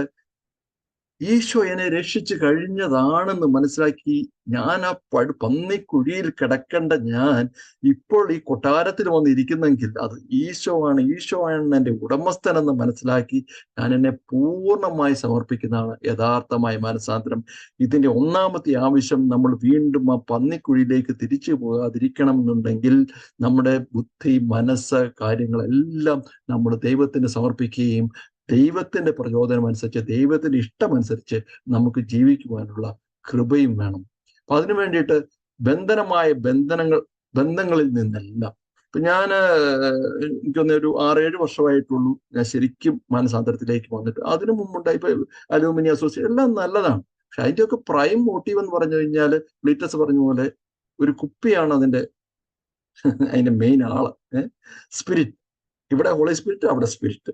അപ്പൊ ആ സ്പിരിറ്റിന്റെ ബന്ധനങ്ങളിൽ നിന്ന് നമ്മൾ ഉപേക്ഷിച്ചു പോരുന്നു. കാരണം അതൊന്നും എനിക്ക് പറ്റുന്നില്ല. സമ്പത്തിന്റെ ആർഭാടങ്ങളിൽ നിന്ന് ഞാൻ ഇപ്പം എനിക്ക് 4 ആൺപിള്ളേരാണ്. 4ാമത്തെ കൊച്ചിന് 1 വയസ്സായി. ഇപ്പൊ കഴിഞ്ഞ ദിവസമായിരുന്നു അവന്റെ ബർത്ത്ഡേ ഞങ്ങളിങ്ങനെ ഇവിടെ കുറെ ഫാമിലി മെമ്പേഴ്സ് ഉണ്ട്. ഞാൻ ദുബൈയിലാണ് വർക്ക് ചെയ്യുന്നത്. 10-30 ഫാമിലി മെമ്പേഴ്സിന്റെ അവരെയൊക്കെ വിളിച്ചൊരു പാർട്ടി എടുത്ത് എന്റെ ചേട്ടനോട് പറഞ്ഞപ്പോൾ, ചേട്ടനാണ് ബൈ ദ വേ ആദ്യമായിട്ട് മാനസാന്തരത്തിലേക്ക് വന്നതും, പുള്ളിയെ കണ്ടിട്ടാണ് ഞാൻ അതിലേക്ക് വന്നത്. അപ്പം പുള്ളിനോട് പറഞ്ഞേടാ, നിന്റെ എങ്ങനെയായിരുന്നു മുഹമ്മദ് ഇത് ബർത്ത്ഡേ? നമ്മുടെ ആദ്യത്തെ ചെറുക്കൻ്റെ പോലെ ആയിരുന്നു. ആദ്യത്തെ ചെറുക്കൻ്റെ വളരെ ആഡംബരത്തിലായിരുന്നു കൊണ്ടാടിയത്.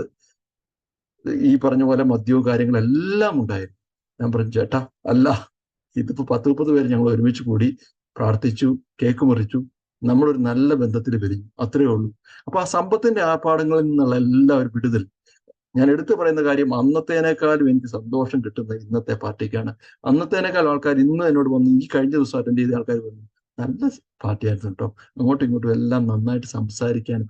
എനിക്ക് കിട്ടിയൊരു തിരിച്ചറിവാണ്, അവിടെ വരുന്ന നമ്മളൊരു എനേബിളറാണ്. അനേകം ആൾക്കാർ വന്ന് ആ സ്നേഹം പങ്കിടുമ്പോൾ തന്നെ അത് തന്നെ ഒരു ദൈവസ്നേഹത്തിന്റെ കൂട്ടായ്മയാണ്. ബന്ധനമാകുന്ന സാഹചര്യങ്ങളിൽ നമുക്ക് എന്തൊക്കെ സാഹചര്യങ്ങളുണ്ടോ അതിൽ നിന്നെല്ലാം ബന്ധനമായ സാഹചര്യങ്ങൾ നമ്മൾ അറിഞ്ഞു വിട്ടുപോകുന്നു. നമ്മുടെ തഴക്കങ്ങളിൽ നമുക്കറിയാമല്ലോ, ഇത് ഞാൻ ഇങ്ങനാണ്. എൻ്റെ വല്യപ്പനൊക്കെ ഭയങ്കര ദേഷ്യക്കാരാണ്, എൻ്റെ അപ്പം ദേഷ്യക്കാരാണ്, ഞാൻ തൊട്ടതിന് പിടിച്ചതിന് എല്ലാം ദേഷ്യമാവും.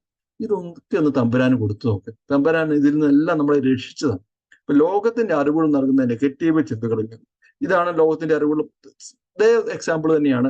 എനിക്ക് പാരമ്പര്യമായിട്ട് ഞങ്ങൾ ഇങ്ങനെയാണെങ്കിൽ ഞാനും ഇങ്ങനെ തന്നെയാണ്. അത് ലോകത്തിന്റെ അറിവാണ്. പക്ഷെ നമ്മുടെ ശരിയായ സത്യം എന്താണ്? സത്യം നമ്മളെ സ്വതന്ത്രമാക്കുന്നതിന് ഇതിൽ നിന്നെല്ലാം യേശു ക്രിസ്തു നമ്മളെ രക്ഷിച്ചു കഴിഞ്ഞതാണ്. ഞാൻ സ്വതന്ത്രനായ ഒരു മനുഷ്യനാണ്. എനിക്കിപ്പോൾ ഉള്ള കുറെ നുണയന്റെ പിതാവ് എല്ലാം കൂടെ എന്നെ ഭരണം നടത്തുന്നു. ഞാൻ ഒന്ന് അനുദപിച്ച് മാനസാന്തരപ്പെട്ട് സമർപ്പിച്ചു കഴിഞ്ഞാൽ ഞാനൊരു ഫ്രീ ആയിട്ടുള്ള ഒരു വ്യക്തിയാവും.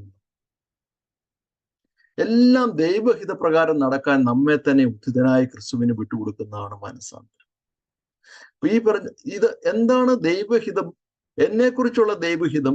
ഇപ്പൊ ഞാൻ ഇന്ന് വൈകിട്ട് എന്ത് ചെയ്യണം എന്ന് ചോദിച്ചു കഴിഞ്ഞാല് ഞാൻ ചിന്തിക്കുന്ന ഒരു കാര്യം, ചില ബൈബിൾ ഇരുന്ന് വായിക്കണം. ഒരു മണിക്കൂർ ഇരുന്ന് ബൈബിൾ ഇരുന്ന് വായിക്കണം. ഇതാണ് നല്ല കാര്യം, ഉറപ്പായിട്ടും നല്ല കാര്യമാണ്. ഞാൻ ദൈവത്തിനോട് ചോദിക്കുമ്പോൾ ദൈവം ചിലപ്പോൾ എന്നോട് പറയുന്നേ, നീ നിന്റെ ഫാമിലിയുടെ കൂട്ടത്തിൽ ഒരു അരമണിക്കൂർ എന്തെങ്കിലും ഒരു ഗെയിമോ എന്തെങ്കിലുമൊക്കെ കളിച്ച് നിങ്ങളൊന്നും ഒരുമിച്ച് നിൽക്കണം. ഇത് ഭയങ്കര കോൺട്രഡിക്ടറി സംഭവമാണല്ലോ. പക്ഷെ എന്നെ സംബന്ധിച്ചോളം ഏറ്റവും നന്മയായിട്ടുള്ള കാര്യം ദൈവം പറയുന്നതായിരിക്കും. അതുകൊണ്ടാണ് ദൈവഹിതം എന്ന് പറയുന്നത് നമുക്ക് നമ്മുടെ നന്മയുടെ ഒരു സെക്കൻഡറി ഓപ്ഷൻ അല്ല, നമുക്ക് നമ്മൾ ഏറ്റവും നല്ല നന്മയാണ് ദൈവഹിതം. അതുകൊണ്ട് തന്നെ എല്ലാ സമയവും ആ ദൈവഹിതം നമ്മൾ തിരിച്ചറിഞ്ഞ് മുന്നോട്ട് പോകുമ്പോൾ നമ്മുടെ ജീവിതത്തിൽ ഏറ്റവും നല്ലത് എന്താണോ, നമുക്ക് ഫലം പുറപ്പെടുവിക്കാൻ ഏറ്റവും നല്ല ഫലങ്ങൾ പുറപ്പെടുവിക്കാൻ എന്താണോ അത് നമുക്ക് തിരിച്ചറിഞ്ഞ് മുന്നോട്ട് പോകാം. ജഡിക മനുഷ്യനിൽ നിന്ന് ആത്മീയ മനുഷ്യനിലേക്കുള്ള മാറ്റമാണ്. ഇതാണ് ജഡിക മനുഷ്യൻ എന്നുള്ള ജഡത്തിന്റെ ചിന്തയിലും അല്ലെന്നുണ്ടെങ്കിൽ എൻ്റെ ബുദ്ധിയിലുമൊക്കെയാണ് ഞാനൊരു കാര്യങ്ങൾ തീരുമാനമെടുക്കുന്നതെങ്കിൽ ദൈവാത്മാവിന്റെ പ്രചോദനത്തിൽ തീരുമാനമെടുക്കുന്നു. അങ്ങനെ ഞാൻ ആത്മീയ മനുഷ്യനിലേക്ക് ഒരു മാറ്റത്തിലേക്ക് മാറുന്നു. ദുർമോഹങ്ങളാൽ കലുഷിതമായ മനസ്സിനെ അഥവാ പഴയ മനുഷ്യനെ ഉരിഞ്ഞു കളഞ്ഞ്, ഇപ്പൊ ഈ പറഞ്ഞ എക്സാമ്പിൾ ആണെങ്കിൽ എൻ്റെ ആഗ്രഹം ചിലപ്പോൾ ഇവിടെ ഇരുന്നിട്ട് എന്താണ് ഒരു സിനിമ കാണണമെന്നായിരിക്കും ചിലപ്പോൾ. അതെന്റെ ദുർമോഹങ്ങളായിരിക്കും. അതിൽ ഉരിഞ്ഞു കളഞ്ഞ് പുതിയ മനുഷ്യനായ ക്രിസ്തുവിനെ ധരിക്കുമ്പോൾ ദൈവത്തിന്റെ പ്രയോജനം ദൈവവചനമായ ക്രിസ്തുവിനെ ധരിച്ച് മാത്രമേ മാനസാന്തരത്തിന്റെ ഫലങ്ങൾ പുറപ്പെടുവിക്കുവാൻ നമുക്ക് സാധിക്കുകയുള്ളൂ. എനിക്കൊന്നുമില്ലെന്നും എല്ലാറ്റിന്റെയും മേൽ അധികാരമുള്ളവൻ എന്നെ സ്വന്തമാക്കിയിരിക്കുന്നു എന്നുള്ള ബോധ്യത്തിൽ ജീവിക്കുന്നതാണ് മാനസാന്തരത്തിന്റെ പ്രതിഫലനം. അപ്പൊ എനിക്ക് ഉള്ളിലൊരു മാനസാന്തരം നടന്നിട്ടുണ്ടെങ്കിൽ, എൻ്റെ ഉള്ളിലൊരു ജീവിതം മാറിയിട്ടുണ്ടെങ്കിൽ, ക്ലീറ്റസിന്റെ കാര്യം പറഞ്ഞ പോലെ അത് പുറത്തു നോക്കുമ്പോൾ ക്ലീറ്റസിന്റെ അധികാരി ക്രിസ്തുവാണ് എന്നുള്ളത് അവനെ നോക്കുന്ന ഒരു മനുഷ്യന്, ആത്മീയ മനുഷ്യന് മനസ്സിലാകും. ദൈവാത്മാവിൽ ഹൃദയത്തിലുള്ള ഒരാൾക്ക് അത് പെട്ടെന്ന് മനസ്സിലാകും. ലൗകിക മനുഷ്യന് അത് മനസ്സിലാകില്ല, അത് കുറ്റം പറയുകയും ചെയ്യും. ഉത്ഥാനം ചെയ്ത് അധികാരമേറ്റവൻ യേശു അവരെ സമീപിച്ച് അരുളി ചെയ്തു, സ്വർഗത്തിലും ഭൂമിയിലുമുള്ള എല്ലാ അധികാരവും എനിക്ക് നൽകപ്പെട്ടിരിക്കുന്നു. മത്തായി 28:18. ഈ കാര്യങ്ങളെ കുറിച്ച് വ്യക്തമായൊരു ബോധ്യം നമുക്കുണ്ടായിരിക്കണം. ഇപ്പൊ എന്റെ കാര്യത്തിൽ എനിക്ക് സമർപ്പിക്കാൻ വളരെ ബുദ്ധിമുട്ടുള്ള ഏരിയയാണ്, ഇപ്പോൾ സ്ട്രഗിൾ ചെയ്തുകൊണ്ടിരിക്കുന്ന ഏരിയയാണ്. പക്ഷെ ഒത്തിരി വെളിച്ചം തന്ന ഒരു ഏരിയയാണ് ഓഫീസിലെ കാര്യം. ഞാൻ എന്തൊക്കെ പ്രാർത്ഥനയാണേലും ഓഫീസിൽ കയറി ഒന്ന് പ്രാർത്ഥിച്ചു തുടങ്ങിക്കഴിഞ്ഞു കഴിഞ്ഞാൽ ഓഫീസിൽ നിന്ന് സ്റ്റെപ്പ് ഇറങ്ങുമ്പോഴാണ് പ്രാർത്ഥിക്കണമല്ലോ എന്ന് പറഞ്ഞ് പതുക്കെ പ്രാർത്ഥന ആരംഭിക്കുന്നത്. ഇതിനകത്തൊരു ഗ്യാപ്പാണ് നടന്നുകൊണ്ടിരുന്നത്. ഇതിൽ ഞാൻ സംഭവിച്ചു പ്രത്യേകിച്ച് ഈ ക്ലാസിന്റെ ഒരു അസൈൻമെന്റൂടെ കിട്ടിയതിന് ശേഷം ഞാൻ സമർപ്പിച്ചുകൊണ്ടിരുന്നപ്പോൾ എനിക്ക് കിട്ടിയ വേറൊരു രീതിയിലേക്കാണ് തമ്പുരാൻ എന്നെ മാറ്റുന്നത്. ഓഫീസിലെ ഓരോ കാര്യം ചെയ്യുന്നു. ആക്ച്വലി എനിക്ക് ഒരു ഒഫീഷ്യൽ കാര്യമാണെങ്കിലും ഒരാൾ ചെയ്തു തരുമ്പോൾ എനിക്കതൊരു വലിയ ഉപകാരമായിട്ടായിരിക്കും. അയാൾക്കൊരു ഒഫീഷ്യൽ കാര്യം, എനിക്കൊരു ഒഫീഷ്യൽ കാര്യം, പക്ഷെ അയാൾ അത് എനിക്ക് ചെയ്യുമ്പോൾ എനിക്ക് വലിയൊരു ഉപകാര സ്നേഹവും സന്തോഷമാണ്. എന്ന് പറഞ്ഞ പോലെ ഞാൻ ചെയ്യുന്ന ഒരു കാര്യം അനേകർക്ക് വേണ്ടിയിട്ട് ഒരു സ്നേഹവും ഉപകാര സന്തോഷം നൽകാവുന്ന കാര്യമാണ്. അങ്ങനെ വരുമ്പോൾ ഇപ്പോൾ ഓഫീസിലെ ഓരോ കാര്യവും ഒരു റിലേഷൻഷിപ്പ് ബിൽഡിങ്ങും ഒരു സ്നേഹത്തിന്റെ ഒരു പങ്കുവെക്കലുമായിട്ട് വരുമ്പോൾ കൂടുതലും ദൈവവുമായിട്ട് ചേർന്ന് ഒരു സമർപ്പിച്ച് എന്തെങ്കിലും ഒരു ബുദ്ധിമുട്ട് വരുമ്പോൾ സമർപ്പിക്കുമ്പോൾ അത് പെട്ടെന്ന് അത് സോൾവ് ആയി പോകുന്നു. ഇങ്ങനെയുള്ള കാര്യങ്ങൾ കാണുന്നു. ഞാൻ വർക്ക് ഇൻ പ്രോഗ്രസ് ആണ്. മാനസാന്തരം എന്ന് പറയുന്നത് എപ്പോഴും ഒരു നിരന്തരമായ ഒരു കാര്യമാണെന്ന് എടുത്തു പറയട്ടെ. ഒരു ഇൻസിഡന്റിലല്ല, നമുക്ക് എന്താണ് ദൈവം പ്രചോദിപ്പിക്കുന്നത് ആ ഒരു കാര്യം. ഓഫീസാണെങ്കിൽ ആ ഒരു കാര്യം കുർബാനയെ സമർപ്പിച്ച് ആ ഒരു കാര്യത്തിലേക്ക് നിരന്തര സമർപ്പണത്തിലൂടെ ദൈവത്തെ അതിലേക്ക് കൊണ്ടുവന്നു. അങ്ങനെ അടുത്ത കാര്യം അങ്ങനെ 1 by 1 ചെയ്യേണ്ട കാര്യമാണ് മാനസാന്തരം എന്ന് നമ്മൾ പ്രത്യേകം ശ്രദ്ധിക്കുക. ഇനി എന്നും എപ്പോഴും ഒറ്റപ്പെട്ടു പോയ വഴികളിൽ നിന്നും രക്ഷിച്ചവന്റെ കൂടെയുള്ള മടക്ക യാത്രയാണ് മാനസാന്തരം. അതാ എന്നും എപ്പോഴും ഞാൻ ഈ പറഞ്ഞതുപോലെ എപ്പോഴും എന്നും ചെയ്യേണ്ട ഒരു കാര്യമാണ് മാനസാന്തരം. വഴിയും സത്യവും ജീവനും ഞാനാണ്, എന്നിലൂടെ അല്ലാതെ ആരും പിതാവിന്റെ അടുക്കിലേക്ക് വരുന്നില്ല. അപ്പോൾ നമ്മുടെ ജീവിതത്തിൽ നമ്മൾ ആ സ്വർഗീയ അവസ്ഥയിലേക്ക്, പിതാവിന്റെ അടുത്തേക്ക്, നമ്മുടെ ഉള്ളിൽ ഉള്ള ത്രിയേക ദൈവത്തിന്റെ അവസ്ഥയിലേക്ക് നമ്മുടെ ആലയമായി നമ്മൾ തിരിച്ചു വരണമെന്നുണ്ടെങ്കിൽ ആ യേശു ക്രിസ്തുവിന്റെ വഴിയും സത്യവും ജീവനുമായി യേശു ക്രിസ്തുവിനോട് മാത്രമാണ് നമുക്ക് എത്താൻ പറ്റുക. അങ്ങനെ എത്തണമെങ്കിൽ എന്ത് ചെയ്യണം? സ്വയം പരിത്യജിച്ചതിന്റെ കുരിശുമെടുത്ത്, അതായത് സ്വയം പരിത്യജിക്കുക എന്ന് പറഞ്ഞാൽ നമ്മൾ ആദ്യം കണ്ട പോലെ പൂർണ്ണമായിട്ട് എൻ്റെ ആഗ്രഹങ്ങളും എൻ്റെ കാര്യങ്ങളും എല്ലാം മാറ്റിവെച്ച് ക്രിസ്തുവിലേക്ക് അത് നൽകിക്കൊണ്ട് സ്വയം സമർപ്പിച്ച് മുന്നോട്ട് പോകുമ്പോൾ ആ ദൈവസ്നേഹം എൻ്റെ ഉള്ളിൽ അനുഭവിക്കാൻ തുടങ്ങുമ്പോൾ ക്ലീറ്റസ് ഇന്ന് അനുഭവിക്കുന്ന പോലെ, ക്ലീറ്റസിനോട് ചോദിച്ചാൽ ക്ലീറ്റസ് മിക്കവാറും ഈ റോമ 8:35 ശക്തമായിട്ട് പറയും, ക്രിസ്തുവിന്റെ സ്നേഹത്തിൽ നിന്ന് ആരും നമ്മെ വേർപെടുത്തും? ക്ലേശമോ, ദുരിതമോ, പീഡനമോ, പട്ടിണിയോ, നഗ്നതയോ, ആപത്തോ, വാളോ, ഇതെന്തെല്ലാം ഉണ്ടായാലും എനിക്ക് പുറത്താണ്. എന്നാൽ എന്നെ രക്ഷിച്ചവൻ എൻ്റെ കൂടെയുണ്ട്. എനിക്കെല്ലാം അവനിൽ ചെയ്യാൻ സാധിക്കും എന്നുള്ള ആ തിരിച്ചറിവില്, ആ ദൈവത്തിന്റെ സ്നേഹത്തിൽ നിന്നും ആർക്കും നമ്മെ വേർപെടുത്താൻ പറ്റുമെന്നുള്ള തിരിച്ചറിവിൽ ദൈവമായിട്ട് നമ്മൾ ഒന്നായിട്ട് പുറത്തേക്ക് നോക്കിയിരിക്കുന്ന എൻ്റെ ജീവിതത്തിനെ ഞാൻ അകത്തായിക്ക് നോക്കി യേശുവായിട്ട് ചേർന്ന് നിൽക്കുന്ന സമയത്ത് എൻ്റെ മനസ്സിന് അന്തരം വരുന്നു, മാനസാന്തരം സംഭവിക്കുന്നു. ഞാൻ ക്രിസ്തുവിനോടുകൂടെ ക്രൂശിക്കപ്പെട്ടിരിക്കുന്നു. ഇനിമേൽ ഞാനല്ല ജീവിക്കുന്ന, ക്രിസ്തുവാണ് എന്നെ ജീവിച്ചിരിക്കുന്നത്. അതാണ് എൻ്റെ ബലഹീന, നമ്മൾ പറഞ്ഞ ആ ടേബിൾ കാണിച്ച എല്ലാ കാര്യങ്ങളും ഞാൻ തന്നെ പൂർണ്ണമായും ക്രിസ്തുവിനോട് കൂടി ക്രൂശിക്കപ്പെട്ട് കഴിഞ്ഞതാണ്. ഇനിമേൽ ഞാനല്ല ജീവിക്കുന്നത്, ക്രിസ്തുവാണ് എന്നിൽ ജീവിക്കുന്നത്. ക്രൈസ്തവ മതത്തിനെ കുറിച്ച് ഞാനൊരു ക്ലാസ്സിൽ അമേരിക്കയിലുള്ള ബിഷപ്പ് പറഞ്ഞു ഓർക്കുന്നു, ഉദ്ധിതനായ ക്രിസ്തുവിന്റെ കൂട്ടത്തിലുള്ള ആ ജീവിതമാണ് ക്രൈസ്തവ ജീവിതം. ഉദ്ധിതനായ ക്രിസ്തു എന്നിൽ ജീവിക്കുന്ന ഇമ്മാനുവലായ ക്രിസ്തുവിന്റെ കൂട്ടത്തിലുള്ള ജീവിതമാണ്. അവനുമാണ് ഐക്യപ്പെട്ട് അവന് വേണ്ടി പൂർണ്ണമായി എൻ്റെ ജീവിതം സമർപ്പിച്ചുകൊണ്ടാണ് ക്രൈസ്തവ ജീവിതം നയിക്കുന്നത്. ഇനി ഞാനല്ല, അവനാണ് ക്രിസ്തുവിനോടുകൂടെ ഐക്യപ്പെടാൻ വേണ്ടി സ്നാനം സ്വീകരിച്ചിരിക്കുന്നത്. നിങ്ങൾ എല്ലാവരും ക്രിസ്തുവിനെ ധരിച്ചിരിക്കുന്നു. അപ്പൊ ആ ക്രിസ്തുവിനിൽ ഞാൻ പൂർണ്ണമായിട്ടും, ഇനി എനിക്ക് എന്താണ് നേടാനുള്ളോ, ചെയ്യേണ്ട എല്ലാം ദൈവം ചെയ്തു കഴിഞ്ഞു. ഇനി ഞാൻ എൻ്റെ ഈ കറക്കവും എൻ്റെ മനസ്സിലുള്ള കറക്കൊക്കെ ഒന്ന് ഉപേക്ഷിച്ച് മാതാവിന്റെ മടിയിൽ ശാന്തനായി കിടക്കുന്ന ശിശുവിനെ എന്ന പോലെ ഞാൻ എന്നെ തന്നെ ശാന്തനാക്കി. ശാന്തമായി ഉറങ്ങുന്ന ശിശുവിനെ പോലെയാണ് എൻ്റെ ആത്മാവ്. അമ്മയുടെ ഇപ്പൊ എൻ്റെ കാര്യത്തിൽ ഞാൻ പേഴ്സണലി പറയുകയാണെങ്കിൽ ഞാൻ വിമല ഹൃദയ പ്രതിഷ്ഠ സ്ഥിരമായി ചെയ്യുന്ന ഒരു വ്യക്തിയാണ്. അപ്പൊ അതുകൊണ്ട് അമ്മയുടെ ഹൃദയത്തിലേക്ക് എന്നെ സമർപ്പിച്ചുകൊണ്ട് മാതാവിന്റെ മടിയിൽ ഉറങ്ങുന്ന ഒരു വ്യക്തിയെ പോലെ, മാതാവിന്റെ സംരക്ഷണത്തിൽ മാതാവ് ഈശോയത്തിലേക്ക് നയിച്ച് അങ്ങനെ ഉറങ്ങുന്ന ഒരു ശിശുവിനെ പോലെ ആകുവാൻ വേണ്ടിയിട്ട്, അങ്ങനെയാകുമ്പോൾ ഈശോ പറഞ്ഞ ഈ വചനം നമ്മുടെ ജീവിതത്തിൽ സംഭവിക്കുന്നു. സത്യമായി ഞാൻ നിങ്ങളോട് പറയുന്നു, നിങ്ങൾ മാനസാന്തരപ്പെട്ട് ശിശുക്കളെ പോലെ ആകുന്നെങ്കിൽ സ്വർഗരാജ്യത്തിൽ പ്രവേശിക്കുകയില്ല.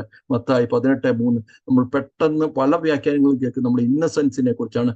പക്ഷെ ഈ ക്ലാസ്സുകൾ നമ്മൾ ശ്രദ്ധിക്കുക, നമ്മുടെ ഇന്നസെൻസ് അല്ല നമ്മൾ തിരിച്ചറിയേണ്ടത്, നമ്മൾ നമ്മുടെ പാപാവസ്ഥയാണ് തിരിച്ചറിയേണ്ടത്.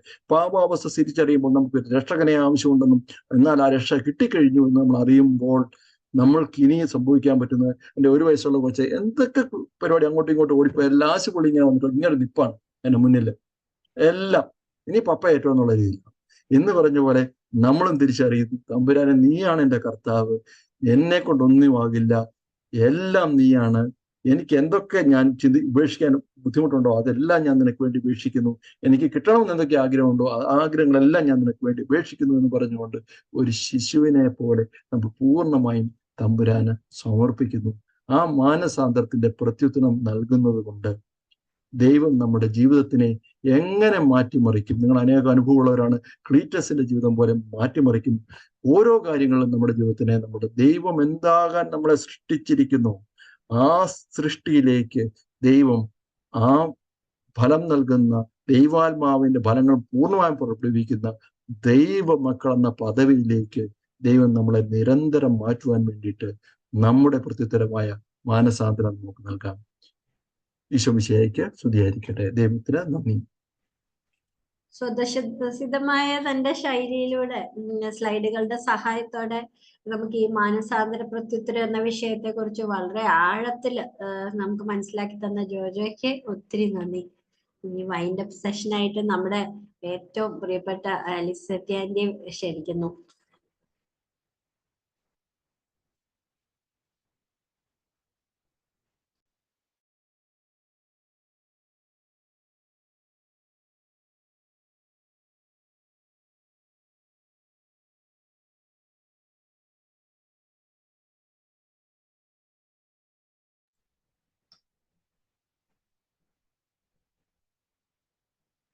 ആലിസോട്ടി ആന്റി.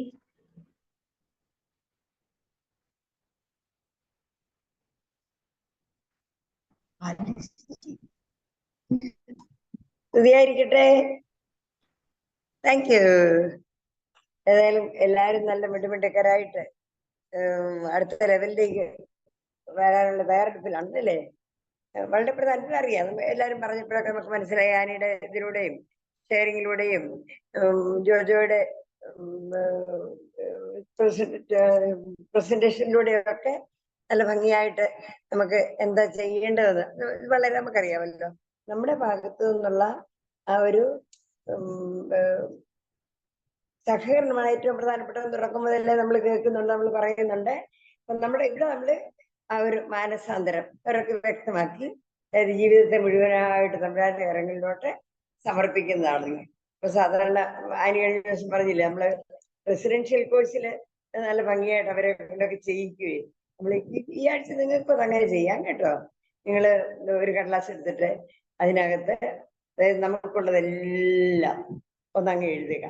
ഉള്ളതെന്ന് പറയുമ്പോൾ സ്ട്രെങ്സ് ആൻഡ് വീക്ക്നെസ്സസ്, പോസിറ്റീവ് ആയിട്ടുള്ള കാര്യങ്ങളും നെഗറ്റീവ് ആയിട്ടുള്ള കാര്യങ്ങളും എല്ലാം ഒരു ലിസ്റ്റായിട്ട് ഇങ്ങനെ അങ്ങോട്ട് എഴുതിയെന്ന് ശരിക്ക് കഴിഞ്ഞ ആഴ്ച നമ്മൾ കുമ്പസാരിച്ചു പാപത്തിന്റെ മേഖല കർത്താവിന് സമർപ്പിക്കുക.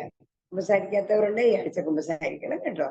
എന്നിട്ട് ഇതാണ് നമ്മുടെ ഈ ഒരു കോഴ്സിന്റെ നമ്മുടെ ജീവിതത്തിലേക്ക് അനുഭവം വരാൻ ഏറ്റവും സഹായിക്കുന്നത് ഈ കുമ്പസാരവും ഈ ഒരു സമർപ്പണവുമാണ്.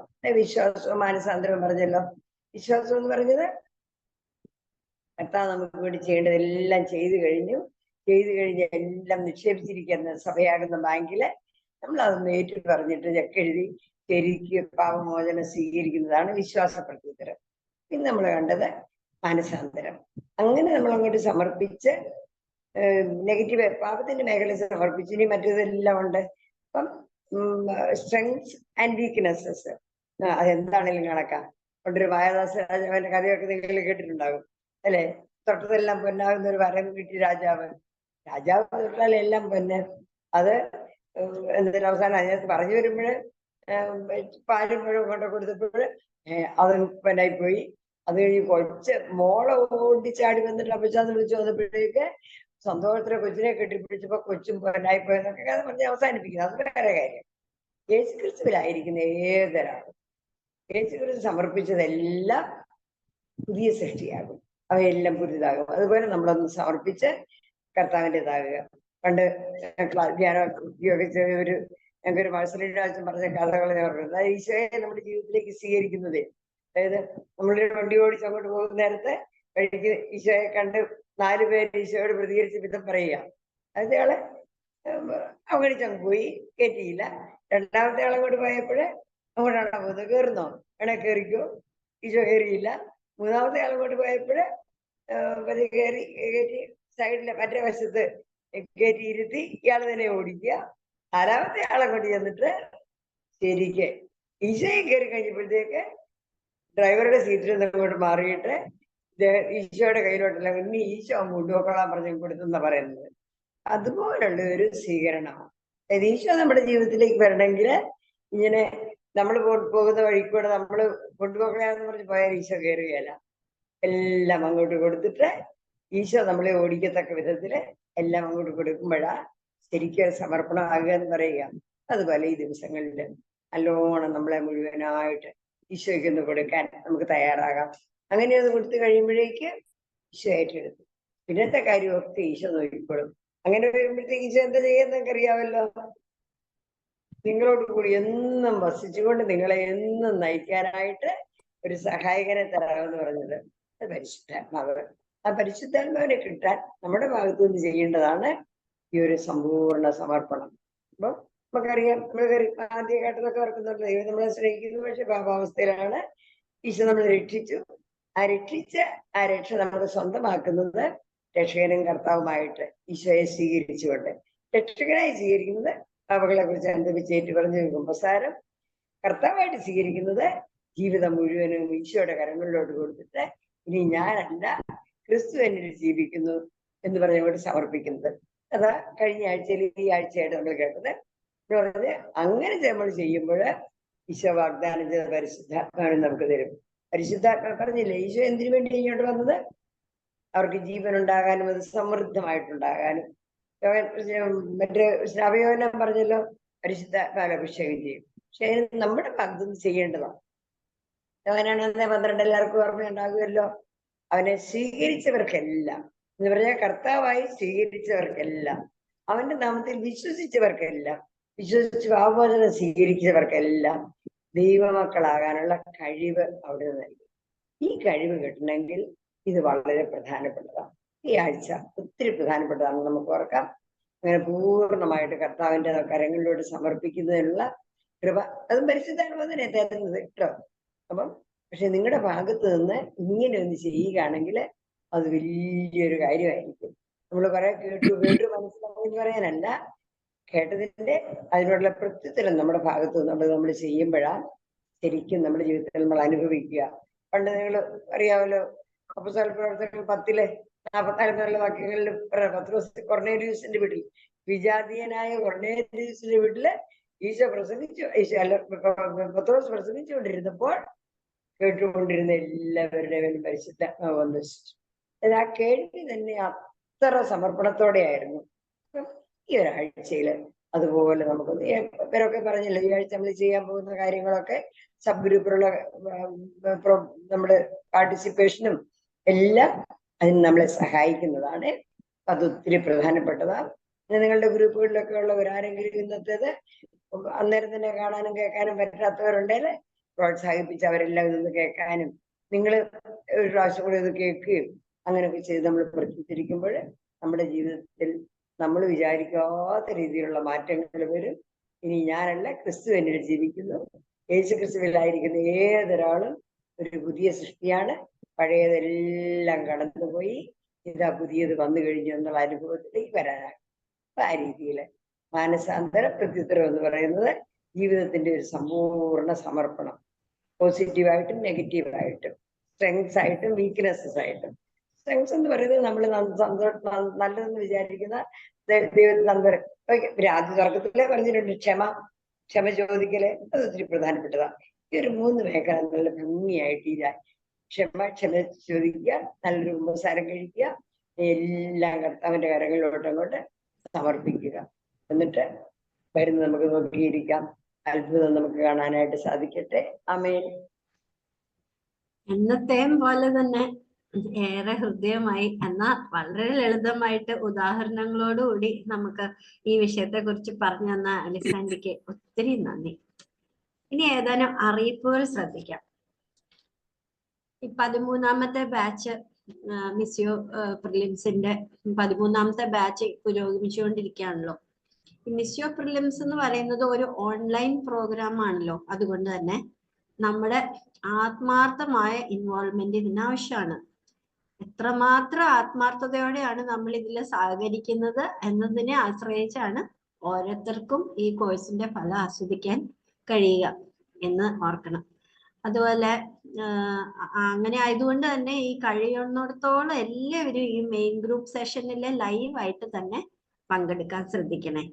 ഏതെങ്കിലും ഒരു കാരണവശാൽ പങ്കെടുക്കാൻ കഴിഞ്ഞില്ലെങ്കിൽ, ഇപ്പൊ അലിസൻഡി പറഞ്ഞതുപോലെ ഈ റെക്കോർഡഡ് സെഷൻ 1-2 പ്രാവശ്യം കേട്ടതിന് ശേഷം മാത്രം സബ് ഗ്രൂപ്പ് മീറ്റിംഗിൽ പങ്കെടുക്കണം. എല്ലാ ദിവസവും ഈ സബ് ഗ്രൂപ്പിൽ പോസ്റ്റ് ചെയ്യുന്ന വേർഡ് ഓഫ് ദി ഡേ എങ്ങനെ നിങ്ങളെ സ്പർശിച്ചു എന്ന് ഒരു വോയിസ് മെസ്സേജ് ആയിട്ട് സബ് ഗ്രൂപ്പിൽ എല്ലാവരും പോസ്റ്റ് ചെയ്യാൻ ശ്രദ്ധിക്കണം. അതുപോലെ ഓൺലൈനായി നടത്തുന്ന ഈ പ്രിലിമിനറി കോഴ്സ് 8 ക്ലാസ്സുകൾ മാത്രമുള്ളതോ. അതിന്റെ ഒരു സമ്പൂർണമായിട്ടുള്ള രൂപം ഏകദേശം 32 ക്ലാസ്സുകളുണ്ട്. അതാണ് ഫുൾ കരിഗ്മ കോഴ്സ്. അത് മിസ്യോ ഭവനിൽ വെച്ച് താമസിച്ചുള്ള കോഴ്സായിട്ടാണ് നടത്തിക്കൊണ്ടിരിക്കുന്നത്. ഇപ്പൊ ഒരെണ്ണം കഴിഞ്ഞതേ ഉള്ളൂ. ഇനിയിപ്പോ ജൂൺ മാസം 7-ാം തീയതി തൊട്ട് 12-ാം തീയതി വരെ ഇംഗ്ലീഷിലായിരിക്കും നടത്തുന്നത്. അപ്പൊ ഇംഗ്ലീഷിൽ കേൾക്കാനും അത് മനസ്സിലാക്കാനും ഒക്കെ കൂടുതൽ താല്പര്യമുള്ളവർക്ക് അതിൽ പങ്കെടുക്കാം. അതുപോലെ തന്നെ ഫെബ്രുവരിയിൽ ബാംഗ്ലൂരിൽ ഒരു മിസ്യോ കോഴ്സ് നടത്തിയിരുന്നു. അതിന്റെ തുടർച്ചയായിട്ട് അലിസാൻഡിയുടെ നേതൃത്വത്തിൽ മിസ്യോ ടീം തന്നെ മെയ് 24, 25, 26 തീയതികളിൽ ലോഗോസ് റിട്രീറ്റ് സെന്ററിൽ വെച്ചിട്ടും അഷ്ടഭാഗ്യങ്ങളെ കുറിച്ച്, ബിയാറ്റിറ്റ്യൂഡ്സിനെ കുറിച്ച് അതിന് മാത്രമായിട്ട് ക്ലാസ്സുകൾ നടത്തുന്നുണ്ട്. ഈ പ്രോഗ്രാമുകൾ ഇതിൽ രണ്ടിലും പങ്കെടുക്കാൻ താല്പര്യമുള്ളവര് ദയവായിട്ട് ഇപ്പൊ പറയുന്ന ഫോൺ നമ്പറിൽ കോൺടാക്ട് ചെയ്യുക. 9061954230 9061954230. ഇനി മിസ്യോ ഭവനില് 1-2 ദിവസമൊക്കെ വന്ന് താമസിച്ച് നിത്യാരാധന അവിടെ ഉണ്ട്. നിത്യാരാധനയിലെ ഇരുന്ന് ഈ ഭാരത മിഷന് വേണ്ടി പ്രാർത്ഥിക്കാൻ താല്പര്യമുള്ളവർക്ക് അങ്ങനെ ചെയ്യാം. അതിന് ദയവായിട്ട് അറിയിക്കണം. കുടുംബമായിട്ട് വരാം, അല്ലെങ്കിലും വരാവുന്നതാണ്. നമ്മുടെ അറിയിപ്പുകൾ ഇവിടെ തീർന്നിരിക്കുകയാണ്. ഇനി നമുക്ക് സമാപന ആശീർവാദത്തിനും പ്രാർത്ഥനയ്ക്കായിട്ട് മാത്യു പുതിയാത്ത അച്ഛനെ ക്ഷണിക്കുന്നു. അച്ഛ. സ്തുതിയായിരിക്കട്ടെ.